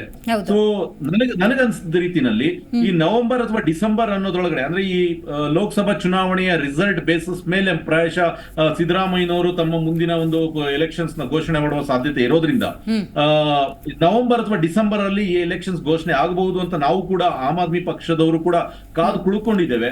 ಒಂದ್ ವೇಳೆ ಆತರ ಆಗಿಲ್ಲ ಅಂತ ಹೇಳಿದ್ರೆ ನಾವು ಮುಂದಿನ ಹೋರಾಟಗಳು ಏನು ಬೀದಿಗಿಳಿದು ಹೋರಾಟ ಮಾಡಬೇಕು, ಅದಕ್ಕೆ ಎಲೆಕ್ಷನ್ ನಡೆಸಲಿಕ್ಕೆ ಮತ್ತೆ ಮುಂದೆ ಯಾವ ಒಂದು ಕಾರ್ಯತಂತ್ರಗಳನ್ನ ಹಮ್ಮಿಕೊಳ್ಬೇಕು ಅದನ್ನ ನಾವು ಹಮ್ಮಿಕೊಳ್ಳಿಕ್ಕೆ ನಮ್ಮ ಪಕ್ಷದಿಂದ ಮತ್ತೆ ನಮ್ಮ ರಾಜ್ಯ ಮಟ್ಟದ ನಾಯಕರುಗಳಿಂದ ನಾವು ಸಿದ್ಧರಾಗಿದ್ದೇವೆ ಅಂತ ನಾವು ಹೇಳಲಿಕ್ಕೆ ಇಷ್ಟಪಡ್ತೇವೆ. ರೈಟ್. ಕಶ್ಯಪ್ ಸರ್, ಯಾವಾಗ ಆಗ್ಬೋದು ಎಲೆಕ್ಷನ್ ಹಾಗಾದ್ರೆ as per your knowledge? Ganesh ಅವರು ಏನು ಪ್ರಿಡಿಕ್ಷನ್ ಮಾಡ್ಬಿಟ್ರಲ್ಲ ಈಗ, ಅಮಾವಾಸ್ಯೆ ಪೂರ್ಣಿಮೆ ಏನಾಗತ್ತೆ ನೋಡಿ ಸರ್, ಯಾತಿಕ್ ಮಾಡಕ್ಕಾಗಲ್ಲ ಅಂತಂದ್ರೆ ಈಗಾಗಲೇ ಮೊನ್ನೆ ಒಬ್ರು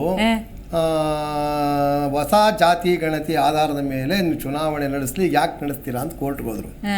ಕೋರ್ಟಲ್ಲಿ ಒಂದು ಬಹಳ ಸ್ಪಷ್ಟವಾಗಿ ಹೇಳಿದ್ದಾರೆ, ಇವಾಗೂ ಜಾತಿ ಗಣತಿ ಚುನಾವಣೆ ಮಾಡಿ ಅದೆಲ್ಲ ಬರಬೇಕಾದ್ರೆ 2-3 ವರ್ಷ ಬೇಕಾಗತ್ತೆ, ಅದಕ್ಕೂ ಇದಕ್ಕೂ ಸಂಬಂಧ ಇಲ್ಲ. ಸದ್ಯದ ಪರಿಸ್ಥಿತಿ ಈಗಾಗಲೇ 4 ವರ್ಷಗಳು ವಿಳಂಬ ಆಗಿದೆ. ಮತ್ತಷ್ಟು ವಿಳಂಬ ಆಗತಕ್ಕಂಥದ್ದು ಸಮಾಜದ ಮಾಡತಕ್ಕಂಥ ಬಹಳ ದೊಡ್ಡ ಅನ್ಯಾಯ ಆಗುತ್ತೆ.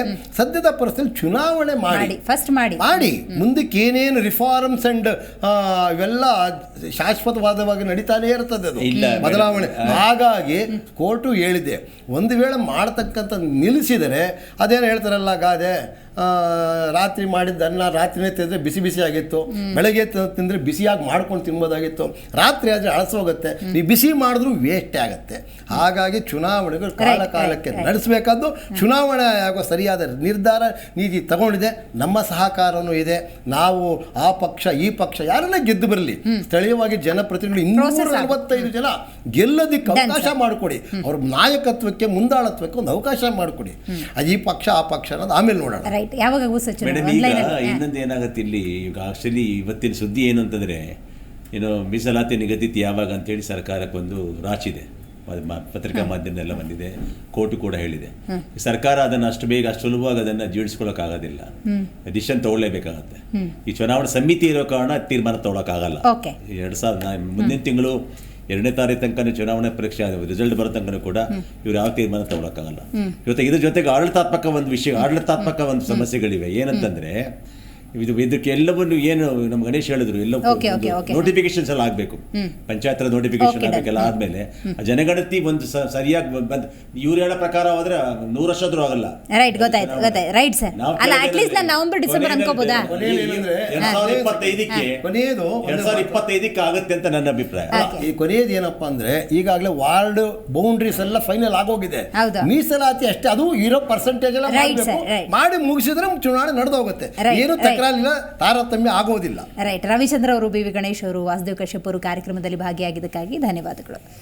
ಸೊ ಇವತ್ತು ನಾವು ಸ್ಥಳೀಯ ಸಂಸ್ಥೆಗಳ ಚುನಾವಣೆ ಕುರಿತಂತೆ ಮಾತಾಡ್ತಾ ಇದ್ವಿ. ನಾವು ಆರಂಭದಲ್ಲಿ ಒಂದು ಮಾತನ್ನು ಹೇಳಿದ್ವಿ, ಒಬ್ಬ ಜನಸಾಮಾನ್ಯ ತನಗಾಗುವಂಥ ಕಷ್ಟ ನಷ್ಟಗಳನ್ನು ಹೋಗಿ ಮುಖ್ಯಮಂತ್ರಿ ಹತ್ರ ಮಾತಾಡೋಕ್ಕಾಗೋದಿಲ್ಲ. ಸ್ಥಳೀಯ ಮಟ್ಟದಲ್ಲಿ, ನಗರ ಮಟ್ಟದಲ್ಲಿ ನಾಯಕ ಅನ್ನೋರ್ಬೇಕು, ಅಂಥ ನಾಯಕರ ಸೃಷ್ಟಿಯಾಗಬೇಕು ಅಂತ ಹೇಳಿದ್ರೆ ಈ ಚುನಾವಣೆ ಆಗಬೇಕು. ಅದೇ ನಿರ್ದೇಶವನ್ನು ಕೋರ್ಟ್ ಕೂಡ ಕೊಟ್ಟಿರುವಂಥದ್ದು. ಆದಷ್ಟು ಬೇಗ ಚುನಾವಣೆ ಸ್ಥಳೀಯ ಮಟ್ಟದಲ್ಲಿ ಆಗಲಿ ಅಂತ ಹೇಳ್ತಾ ಇವತ್ತಿನ ಕಾರ್ಯಕ್ರಮವನ್ನು ಮುಗಿಸೋಣ. ನೋಡ್ತಾ ಇರಿ ಜಿ ಕನ್ನಡ ನ್ಯೂಸ್, ಸತ್ಯವೇ ಸುದ್ದಿಯ ಜೀವಾಳ.